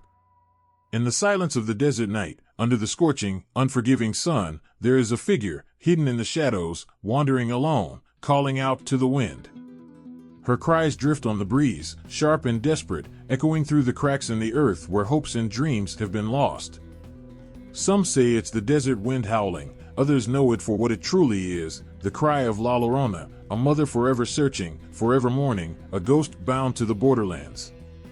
In the arid expanse between the United States and Mexico, where the landscape is as harsh and unforgiving as the circumstances that drive people to risk everything for a better life, La Llorona's presence looms large. She is no longer just a legend whispered between generations. Her story has been reshaped, become part of a deeper, painful reality. Her cries are not just those of a grieving mother. They have taken on new meaning, merging with the sorrow of the many who cross the border, leaving behind homes, families, and everything they know, only to find themselves lost in an unyielding and often hostile world. La Llorona's tale echoes through the borderlands, where the line between two countries is not just geographical but cultural, emotional, and personal. She is a reflection of the painful journey of migration, of people displaced and torn from their roots. Her story becomes a metaphor for the separation that families experience when they are forced to cross a line, whether it's the literal border or the invisible barriers that keep them apart. La Llorona is no longer simply the woman crying for her children, but a figure who symbolizes the grief and displacement felt by thousands who leave one home behind, only to face an uncertain future, perhaps never to return to what they knew. In the context of migration, La Llorona's tragic loss takes on an even greater weight. Many families are forced to flee from violence, poverty, and a lack of opportunity. Mothers, fathers, children, all of them driven by the hope of finding safety, a better future, or simply the chance to survive. But the reality they face is harsh. The borderlands are a place where dreams are often crushed, where hope fades like the sun sinking into the horizon, leaving nothing but the cold emptiness of a journey that promises so much but offers so little. It is in this emptiness that La Llorona's cries resonate the loudest. She becomes a symbol of the loss felt by so many, mothers who leave their children behind, families torn apart, lives that are forever altered. Her story takes on the significance of displacement. La Llorona's endless search for her children mirrors the journey of so many who cross the border in search of something they may never find. It's the endless chase for something better, the search for something that keeps slipping further away. Just as La Llorona is forever bound to the riverbanks, searching for the children she lost, so too are the migrants bound to the land between two countries, chasing a dream that often leads to heartbreak. But there is more to La Llorona in the borderlands than just the sorrow of separation. There is also the constant tension of the border itself, the invisible walls that divide people, the laws that separate families, the uncertainty that defines every crossing. In La Llorona's cries, there is the sound of all that is lost when the world becomes divided, when cultures are pulled in different directions, and when the ties that bind families together are severed. Her story becomes a painful commentary on the realities of border politics and the broken promises of the land that so many risk everything to reach. In these border regions, La Llorona is not just an individual tragedy, but a collective one. Her sorrow reflects the pain of thousands who are left in the shadows of a system that marginalizes them, that sees them as less than human, as outsiders who do not belong. In the desolate stretches of the desert, in the crowded holding cells, in the empty houses where families once lived, La Llorona's presence is felt in the hearts of those who know the pain of crossing into a new world, only to find that it offers no answers, only more questions. Her cries, however, are not always simply those of grief. They are also cries of protest, of resistance, and of defiance. In her story, there is an underlying message, a warning to those who would turn a blind eye to the struggles of the displaced, the marginalized, and the oppressed. La Llorona is a figure that haunts not just the land but the conscience, demanding to be seen, demanding recognition for the pain that is so often ignored. In this way, La Llorona embodies the struggles of the borderlands, the fight for identity, the fight for a place to call home, the fight for dignity in a world that so often denies it. The borderlands are a space of conflict, physical, emotional, and cultural. It is a space where identities are constantly in flux, where home is both a place of refuge and a place of longing. La Llorona's role in this context is one of embodiment.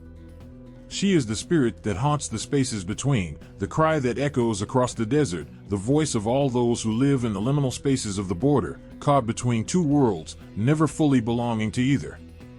Her sorrow is theirs, her loss is theirs, and her endless search becomes the search of every person who has crossed that line in hopes of a new beginning, only to be faced with the harsh realities of a world that refuses to let them in.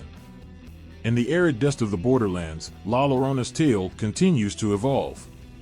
She becomes more than just a mother who lost her children. She is the voice of all those who have lost something, their homes, their families, their lives as they once knew them. Her cries are not just the sound of a mother's heartbreak, but the sound of a world torn apart, a world where the lines between right and wrong are drawn by the powerful, where the weak are left to wander, forgotten and unheard. The moonlight spills over the jagged rooftops, casting long shadows across the forgotten alleyways where the poorest of the poor live. The streets are silent, save for the occasional rustle of a plastic bag carried by the wind. But then, through the stillness, a sound breaks the night, a wail, a desperate cry that sends a chill down the spine. It's the sound of a mother, the cry of someone who has lost everything, and the echo of a deeper tragedy. La Llorona, the weeping woman, cries not just for her children, but for all those who suffer in silence, unheard by the world. She is the voice of the oppressed, the abandoned, the silenced, those who are forgotten by society. And her grief runs deeper than the loss of her own children. It is the grief of a world built on inequality, where the poor, the marginalized, and especially women and children, are pushed to the edges and left to disappear into the shadows. The tale of La Llorona isn't just a ghost story. It's a story about power, about who gets to speak and who remains silent, about who is protected and who is left to fend for themselves. Her tears are not just for the personal tragedy of a mother losing her children. They are for all the mothers who live in poverty, whose children are neglected, and whose lives are swallowed up by a system that does not care. Her wails cut through the fabric of a society that values wealth over humanity, a society that turns a blind eye to those who have nothing but love to give. In the myth, La Llorona's loss is often tied to her own perceived failure as a mother, a woman, and a wife. But in many ways, this reflects the expectations placed on women in society, a demand for perfection, for self-sacrifice, for an almost impossible standard of care. The moment La Llorona falters, the moment she makes a mistake, she is punished, and the consequences are fatal. Her punishment is more than just the loss of her children, it is the lifelong torment of guilt and shame that haunts her, forcing her to relive the tragedy over and over. But what if her greatest mistake wasn't simply losing her children? What if it was the result of a system that denied her the support she needed, that offered her no way out, that left her isolated in her grief? In the tragedy of La Llorona, there is a critique of a society that punishes women for their perceived failures while offering them little in the way of redemption. The myth speaks to the brutal realities faced by women in poverty, mothers who are left to raise their children in circumstances beyond their control. These women, like La Llorona, are often trapped in cycles of violence, poverty, and neglect. They are expected to be strong, to be perfect, to protect their children at all costs, yet they are denied the resources, the respect, and the opportunities they need to thrive. La Llorona's screams are a reflection of the anger, pain, and helplessness felt by so many mothers who are fighting to protect their children from a world that is stacked against them. The story also reveals the deep social divide between classes, the vast chasm between the rich and the poor. In La Llorona's tragedy, there is a pointed reminder of how society often abandons those at the bottom of the social hierarchy, those whose voices go unheard and whose pain goes unrecognized. Her cries are the cries of the marginalized, the invisible, the ones who are pushed aside in the rush to preserve the status quo. They are the cries of the child who goes hungry because their family can't afford enough food, the cry of the woman who is beaten down by a world that demands more from her than she has the strength to give.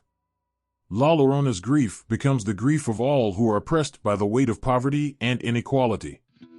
Her story is also a sharp commentary on how society often turns a blind eye to injustice, especially when it affects the most vulnerable. In La Llorona's case, her sorrow is not simply for the children she lost, but for the thousands of children who suffer at the hands of those who should protect them. The neglect, the abuse, the exploitation, they all come together in her haunting wail. La Llorona becomes a symbol of the innocent victims who are often forgotten, left behind, or ignored in a world that values wealth, power, and control over compassion, care, and human decency. Her cries echo not just the sorrow of a mother, but the collective grief of a society that has failed its most vulnerable. In her myth, we see how power dynamics and social structures create cycles of suffering, especially for women and children. La Llorona is not just a victim of her own actions, but of a system that offers no forgiveness, no reprieve, no chance for redemption. Her tragedy is compounded by the fact that she, like so many others, is denied the opportunity to heal, to recover, or to escape her circumstances. In the end, La Llorona's story speaks to a much larger societal issue. Her suffering is not just personal, it is a reflection of the deep inequality that runs through the fabric of society, a society that pushes those on the margins to the brink. She is the mother who is left to fend for herself, the woman whose grief is ignored, the child whose voice is never heard. Her haunting cry reverberates through the ages, a timeless reminder of the injustices that continue to affect so many. It is a call for recognition, for empathy, for change, a cry that refuses to be silenced, even by the passage of time. The sound of the river, soft and lapping against the rocks, suddenly grows louder, almost as if it is trying to drown out the cries that echo through the night. The mournful wail drifts through the air, growing stronger, more desperate with every passing second. A woman, her face twisted in anguish, stands at the water's edge, eyes wide, mouth open in an endless scream. She is the embodiment of every mother's worst nightmare, the loss of a child. But beyond her sorrow, there is a chilling warning, a stark reminder of the consequences of choices made in haste, of the moral lines that can never be crossed without retribution. La Llorona's story is not just the tale of a grieving mother, it is a warning, one that has echoed through generations and continues to haunt those who dare to ignore it. The myth serves as a powerful cautionary tale, a reminder that actions, particularly those against family, have consequences. The lesson begins with the loss of her children, an irreversible act that has condemned her to an eternity of searching for them, a fate she cannot escape. But it is not just the loss of her children that serves as the warning, it is the way she lost them, and the way she lost herself in the process. Her choice, one made in a moment of despair, cost her everything. It is a story of how a lapse in judgment, a misstep in morality, can lead to a destruction that is not only personal but generational. The moral of La Llorona's tale is one of family and loyalty. At the heart of her anguish lies the betrayal of that sacred bond between mother and child. In the myth, La Llorona's action, whether driven by jealousy, rage, or some deeper wound, ends her children's lives, a choice that forever seals her fate. Her story warns of the danger in failing to protect those who are most vulnerable, those who rely on the love and care of their families for survival. Her crying becomes a testament to the failure of a mother to protect her children from harm. In her story, we see how a lapse in love, a moment of weakness or rage, can unravel the very thing that holds us together, the family. And when that bond is broken, it is not just the loss of children, but of everything that gives life meaning.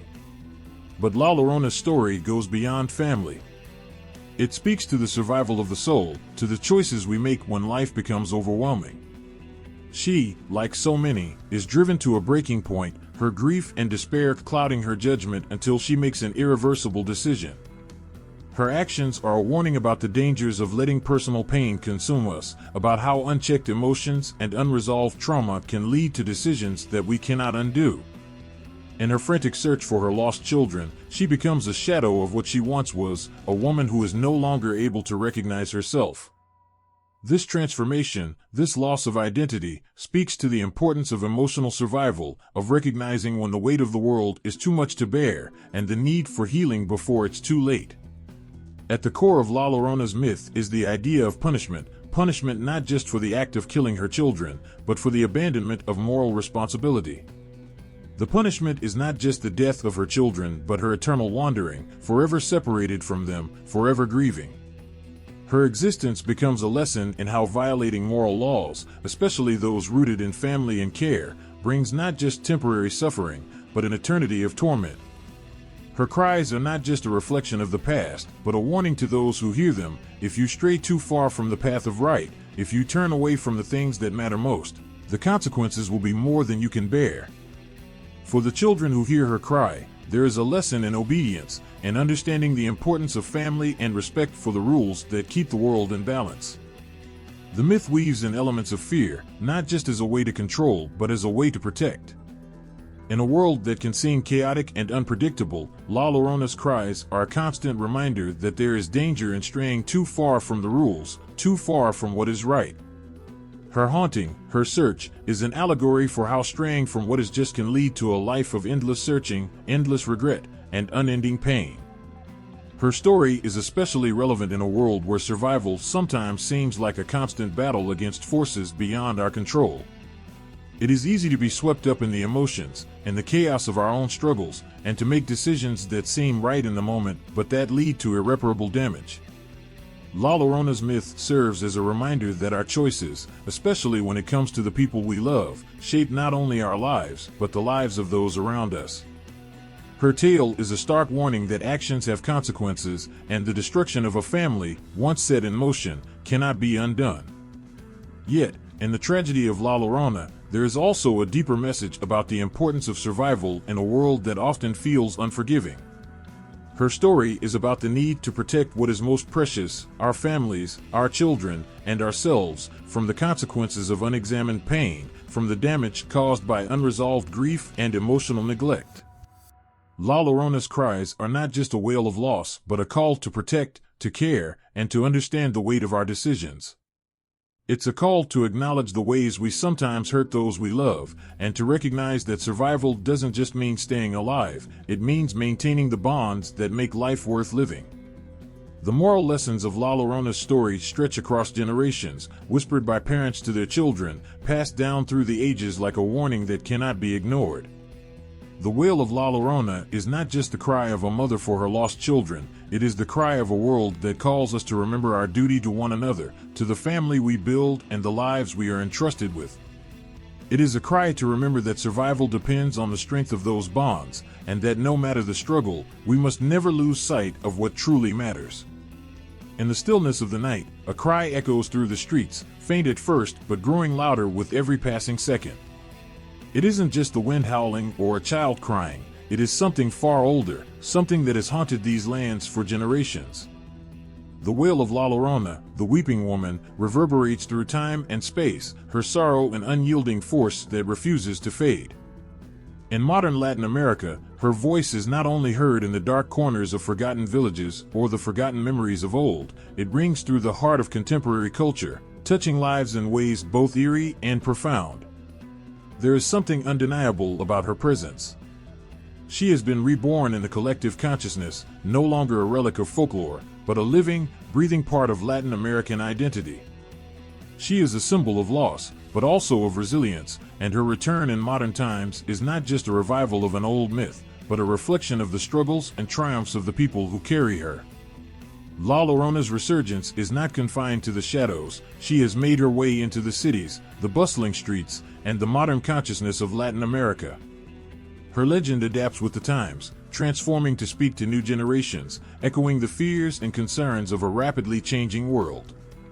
In the face of globalization, political unrest, and the constant struggle for survival, La Llorona has come to embody more than just a grieving mother. She has become a representation of the collective trauma, the deep-seated wounds that have been passed down through generations. Her story, though tragic, mirrors the stories of countless Latin American families. In a region marked by both beauty and suffering, La Llorona's tale resonates because it reflects the struggles of those who have been displaced, who have lost loved ones, who have been left behind in the wake of societal and economic upheaval.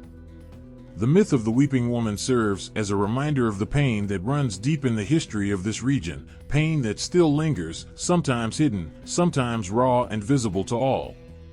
But her cry is not one of hopelessness. It is a call for attention, for recognition, for healing. In her, there is both sorrow and strength, both loss and the will to survive. For many, La Llorona represents the pain of loss, but also the desire for justice and acknowledgement. In a world where so many have been marginalized, whether through poverty, political exile, or the systemic injustices that run rampant in many Latin American countries, La Llorona becomes a figure of defiance. She is a mother who refuses to be forgotten, a woman who will not allow her grief to be ignored. Her cries pierce through the silence of history, forcing the world to confront the injustices that continue to plague the region. Her myth, in modern times, serves as a platform for addressing the painful truths of today's Latin American societies. The resurgence of La Llorona is not simply an echo from the past, it is a confrontation with the present. In her mournful wail, one can hear the cries of mothers who have lost their children to violence, the voices of women who have been silenced by a society that devalues them. Her tears reflect the struggles of entire communities that have been torn apart by corruption, by poverty, by the inequalities that persist. But in the same breath, her voice also represents a force that will not be erased, a spirit that refuses to let its pain go unnoticed. As La Llorona's story gains renewed significance in contemporary culture, it becomes a symbol of resilience and resistance. She is not merely a figure of sorrow, she is a witness to the ongoing fight for dignity and justice. In her cry, there is a call to action, a plea for change, for transformation. The resurgence of La Llorona in popular culture, in literature, and in the arts signals a moment of reckoning for Latin America. She has become more than just a figure in a ghost story, she is a voice for the voiceless, a representation of the struggles of those who continue to fight for a better life. Her influence stretches far beyond the borders of any one country. La Llorona's cry has crossed into the global imagination, where it resonates with people who have experienced loss and displacement in various forms. As Latin American migration continues to grow, La Llorona has found a new place in the hearts of those who have crossed borders in search of safety, opportunity, and hope.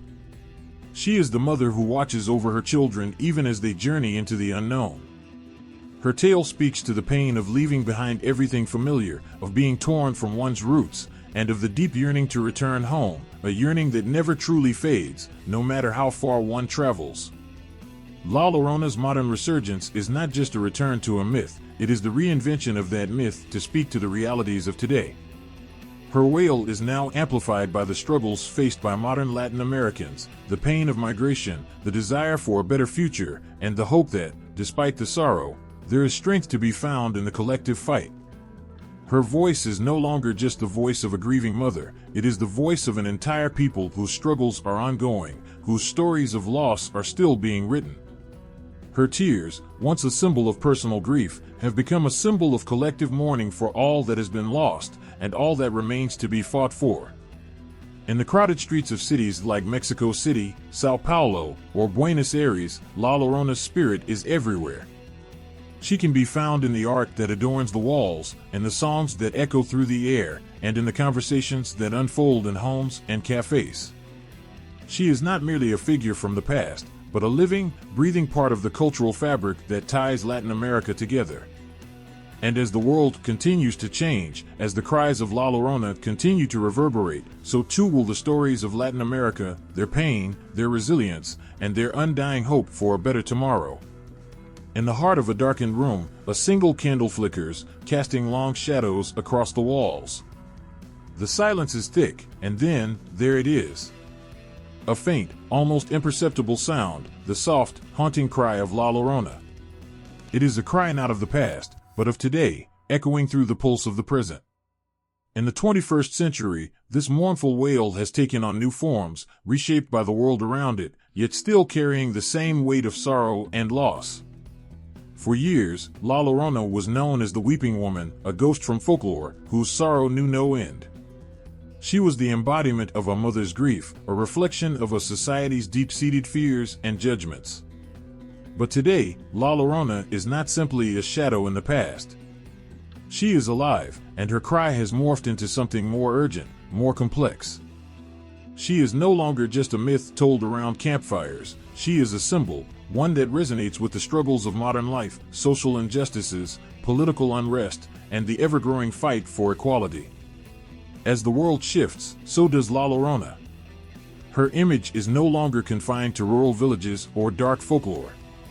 She has become a mirror reflecting contemporary society, a lens through which to understand the fractures and inequities that divide us. Her story is being retold, reimagined, by writers, artists, filmmakers, and activists who see her not just as a tragic figure, but as a symbol of resistance, survival, and reclaiming one's voice. In new adaptations, La Llorona is not only a grieving mother, but a woman who has endured the violence of history. She is a mother who loses her children not only through drowning, but through the forces of war, corruption, and exploitation. She is a symbol for those mothers who, in the face of violence and terror, still cry out for justice. Her tears are now a call to action, an embodiment of the struggles faced by women, families, and entire communities who live at the intersection of poverty, oppression, and violence. The modern retellings paint her as a figure of anger, not just sorrow. She is no longer the helpless, passive woman who drowns in her grief. Now, her cry is one of defiance, against injustice, against the systems that have silenced her, and against the forces that seek to erase her. This transformation is not just an artistic choice, but a reflection of the broader political and social movements that have emerged over the last few decades. La Llorona is now a figure of empowerment for those who have been marginalized. Her legend speaks to the fight for women's rights, the plight of migrants, and the struggles of indigenous communities whose voices have long been ignored. She is a mother who will not let the world forget her children, just as modern mothers will not let the world forget their own.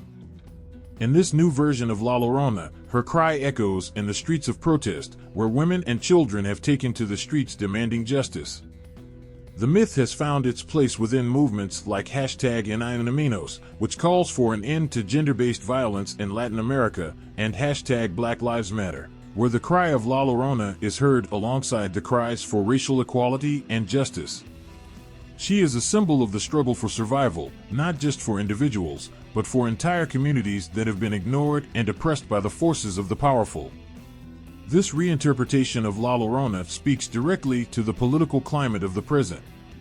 She is no longer just a ghost of the past, but a woman struggling in a modern world that does not always value her life, her voice, or her rights. Her mourning now touches on the violence faced by women and children in Latin America, where femicides and child abductions are far too common. She is the voice of mothers searching for their lost children, of families displaced by violence and poverty, of a people yearning for a future they have been denied. In the hands of contemporary artists and storytellers, La Llorona's voice becomes an anthem. Her tears are no longer merely for the loss of her own children, but for the thousands of children lost to violence, the ones who never make it across the border, or who never return home. The mother's grief is universal, transcending borders and boundaries. Her cry, once a reflection of one woman's pain, is now the cry of the many, of every woman, every child, every community that has lost, been displaced, or forgotten. Filmmakers, too, have reimagined La Llorona, updating her legend to reflect the struggles of modern Latin American society. In recent films, La Llorona is not simply a supernatural being, but a product of the corruption and violence that mar the modern world. In one of the most recent film interpretations, the Wailing Woman is not just a ghost of the past, but a figure whose tragic fate is tied to the brutality and mistreatment faced by women and children in contemporary society. She is no longer just an isolated character from folklore, she is a reflection of the deeply ingrained issues in today's world. Through music, La Llorona's modern voice continues to echo. Contemporary songs inspired by her story now focus not only on loss, but on resistance and survival. They speak of the strength it takes to continue in the face of overwhelming odds. Her tears are no longer just for what is gone, but for what must be fought for in the future. Artists and musicians in Latin America have taken the legend and shaped it into something far more than just a sad story. They have created a cultural rallying cry.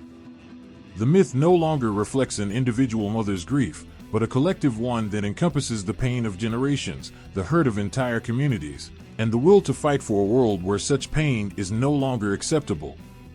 As the 21st century unfolds, La Llorona's voice continues to evolve, moving from the shadows of folklore into the forefront of cultural and social movements.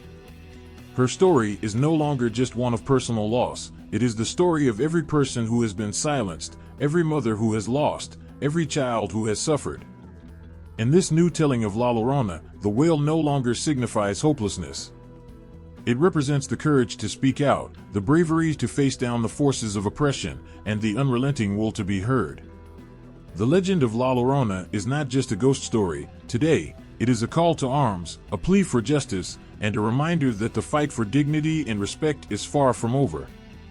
Late at night, when the world is still and the moon hangs low, there's a sound that cuts through the silence, a wail, distant but unmistakable. It echoes in the heart, stirring something deep within. That cry. La Llorona. Her sorrowful lament has been heard for generations, but it is not just the cry of one woman. It is the cry of many, of entire communities, and of histories that cannot be forgotten. Her scream carries with it not just grief, but a deep, collective pain. It reverberates through time, a reminder of the wounds that still bleed beneath the surface. In her mournful wail, there is a message that is both personal and universal. The tears of La Llorona, the tears of a mother who lost her children, are the tears of a people who have lost much, lost their dignity, their land, their homes, and their lives. Her grief is not just the anguish of an individual, but a reflection of collective trauma, one rooted in centuries of violence, oppression, and injustice. There is something profoundly psychological about La Llorona's cry. It is a cry that transcends the individual. It speaks to the unhealed wounds of history, to the generations that have suffered under the weight of colonialism, poverty, and social exclusion. Her sorrow is the sorrow of the land itself, of the people who have been torn apart by forces beyond their control. It is a grief that cannot be spoken in words, only felt in the deepest parts of the soul. It is a grief that has been passed down like a haunting inheritance, not just from mother to child, but from community to community, from one generation to the next.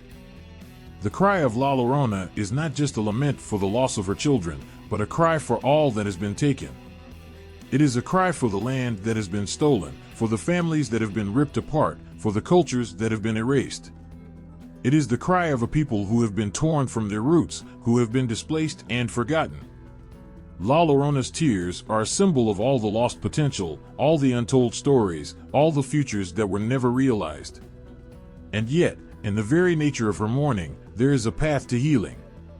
The cry of La Llorona is not just a reminder of pain, it is also a call to remember, a call to face the darkness so that it can be transformed into light. The collective trauma that La Llorona represents is not an end, but a beginning, an invitation to heal, to confront the wounds of the past, and to rebuild what has been broken. Her cry, mournful and long, echoes through the night, but in that echo is the power to heal. For to acknowledge the pain, to listen to the wail, is to give it voice. It is only when we hear the sorrow of La Llorona that we begin to understand the depth of the hurt, and in that understanding, we find the strength to move forward. Healing does not come by turning away from the pain, but by facing it, by allowing it to transform us. In the collective experience of grief, there is the possibility for renewal. This is where La Llorona's story takes on a spiritual dimension. Her cry, though terrifying, is not just a curse. It is also a reminder of the spiritual bond that connects all living things. Her wail calls us to reflect on the losses that have shaped us, both personal and collective, and to reconcile with them. She asks us to confront the painful truths of history, to not bury the past, but to recognize it, to honor it, and to learn from it. In the depths of grief, there is often the opportunity for growth. And in La Llorona's cry, there is a spiritual invitation to heal that goes beyond the sorrow itself. Her tears are not just tears of mourning, they are tears of potential, of what could be rebuilt, of what could be reclaimed. Through La Llorona's sorrow, we can find the wisdom to recognize the cycles of trauma that bind us and the strength to break free. Her story is a living one, not trapped in the past, but in the present, calling on us to act, to remember, and to heal. In many ways, La Llorona embodies the concept of historical memory. Her story serves as a bridge between the past and the present, connecting generations through shared trauma and shared hopes for healing. Her weeping is not just about the loss of her own children, it is the loss of so many, of families, of cultures, of entire ways of life. The trauma that she carries is the trauma of colonization, of displacement, of forced silence. It is the story of people who have been made invisible, whose pain has been ignored. But in her weeping, there is also an invitation to listen, to hear the voices that have been silenced, to honor the histories that have been erased. The cry of La Llorona is a reminder that healing can only begin when we are willing to face the things we would rather forget, the pain, the injustice, the violence. Only by acknowledging the past can we begin to move forward. The haunting cry of La Llorona is both a curse and a blessing. It is a curse because it reminds us of the terrible cost of historical injustice, of the pain that continues to ripple through the generations. But it is also a blessing because it gives us the opportunity to confront that pain, to understand it, and to heal from it. Her grief is not just her own, it belongs to all of us. And by facing that grief, we can begin to heal not only ourselves, but also the deep wounds that have scarred entire communities. In the silence that follows her cry, there is room for reflection. There is space to process the loss, to acknowledge the trauma, and to seek the paths of healing that have always been there, waiting to be found. La Llorona's cry is not just a sound that fades into the night. It is a cry that calls us to action, a cry that forces us to confront the injustice and pain of the past and to find the strength to move forward together. For in the darkness, there is always the possibility of light. And in La Llorona's mourning, there is the seed of renewal. When we listen closely, we can hear not only the pain but the promise of healing, if only we are willing to face the cry and listen to its call. The cry rings out into the stillness, a haunting wail that seems to tear through the night itself. It doesn't belong to just one woman, but to all those who have ever suffered a loss too great to bear. The air grows thick with it, the pain of a mother's love, the sorrow of a broken world. It is La Llorona, the weeping woman, whose mourning reaches far beyond her own tragedy. Her cry is not just an echo of the past, it is a sound that continues to ripple through the present, through generations, across borders, and through time. And as long as people remember, La Llorona will never truly fade. Her story is one that is passed from one person to the next, from one generation to the next, like a flame that never quite goes out. What is it about this myth that endures? Why does it continue to haunt us, even as the world around us changes? There is something timeless about La Llorona, something that connects her to the human experience in a way that no other legend can. Her sorrow isn't just personal, it's universal. Her pain is the pain of loss, of love that is too strong to survive the world's cruelty. It is the pain of being a mother, a woman, a person, caught in the web of choices that haunt every human heart.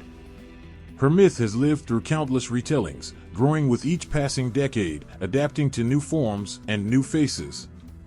And yet, the heart of her story remains the same. It is a story of grief, of guilt, of redemption, and of the eternal struggle to find peace. La Llorona's cry, though filled with anguish, carries within it the possibility of healing. She is not merely a ghost, she is a mirror, a reflection of all that is broken and beautiful within us. As the world moves forward, so too does La Llorona's story. Her cry is heard in every corner of the globe, resonating with those who feel lost or alone. Her presence lingers in the hearts of those who face injustice, oppression, and the deep ache of knowing that they are part of something larger than themselves. She calls out to those who have suffered and who still search for meaning in their pain. In the way her legend lives on, La Llorona teaches us the power of stories to heal and to transform. For those who have been raised on her myth, La Llorona represents more than just a warning. She embodies the weight of guilt, the terrible burden of knowing that the choices we make can shape the fates of others. But she also represents the hope that redemption is possible, that even the most profound loss can be transformed into something meaningful. The story of La Llorona teaches us that while we cannot change the past, we have the power to reshape our future, to take responsibility for our actions, and to work towards healing the wounds we have caused. And in a world where the echoes of historical injustices still ring in the air, where the pain of the past is still alive in the present, La Llorona offers us a path forward. She teaches us that it is through our recognition of our shared pain that we begin to heal, not only individually, but collectively. The sorrow that La Llorona embodies is not just the sorrow of one woman, but the sorrow of all those who have suffered because of others' cruelty. Her cry, in all its heart-wrenching intensity, calls us to confront these painful truths, to face them with courage, and to learn from them. Her legacy lives on because it is so deeply intertwined with the human condition. No matter how far we go, no matter how much time passes, the fundamental struggles she represents, grief, guilt, loss, redemption, will always be with us. Her myth is not a relic of the past, but a living part of who we are. It echoes in the way we love, the way we hurt, and the way we hope for a better world. La Llorona's story is not just a lesson about the consequences of actions, but a lesson about the power of forgiveness, the ability to look back at what we've done and see a path forward, not in denial of our mistakes, but in acceptance of them. She is not a myth that punishes, but one that teaches us how to live with our own humanity, with all its imperfections. The key to redemption is not in escaping the past, but in learning from it and carrying that wisdom into the future. In the future, as we face new struggles, new challenges, La Llorona's cry will still ring in our ears, a reminder of the past, but also a warning and a guide. As long as there is suffering in the world, as long as there are those who have been wronged or forgotten, her voice will continue to rise. But in that voice, there is a call to action, a reminder that the world can change, that healing can begin, that we can make a difference in the lives of others. The cry of La Llorona is a challenge to us all, to confront the pain, to heal the wounds, and to build a future where grief does not consume us, but teaches us how to be better, more compassionate, more connected to one another. The legend of La Llorona is not just a relic of the past. It is a living story that evolves with each passing generation. It teaches us that grief is a part of life, but that we can learn from it, grow from it, and ultimately find redemption in the midst of it. The lessons of La Llorona, lessons of love, guilt, sorrow, and hope, will continue to shape cultural narratives for generations to come, guiding us as we face our own struggles with compassion and understanding. In the end, her story is not just about loss, but about the possibility of renewal, of finding light even in the darkest of times.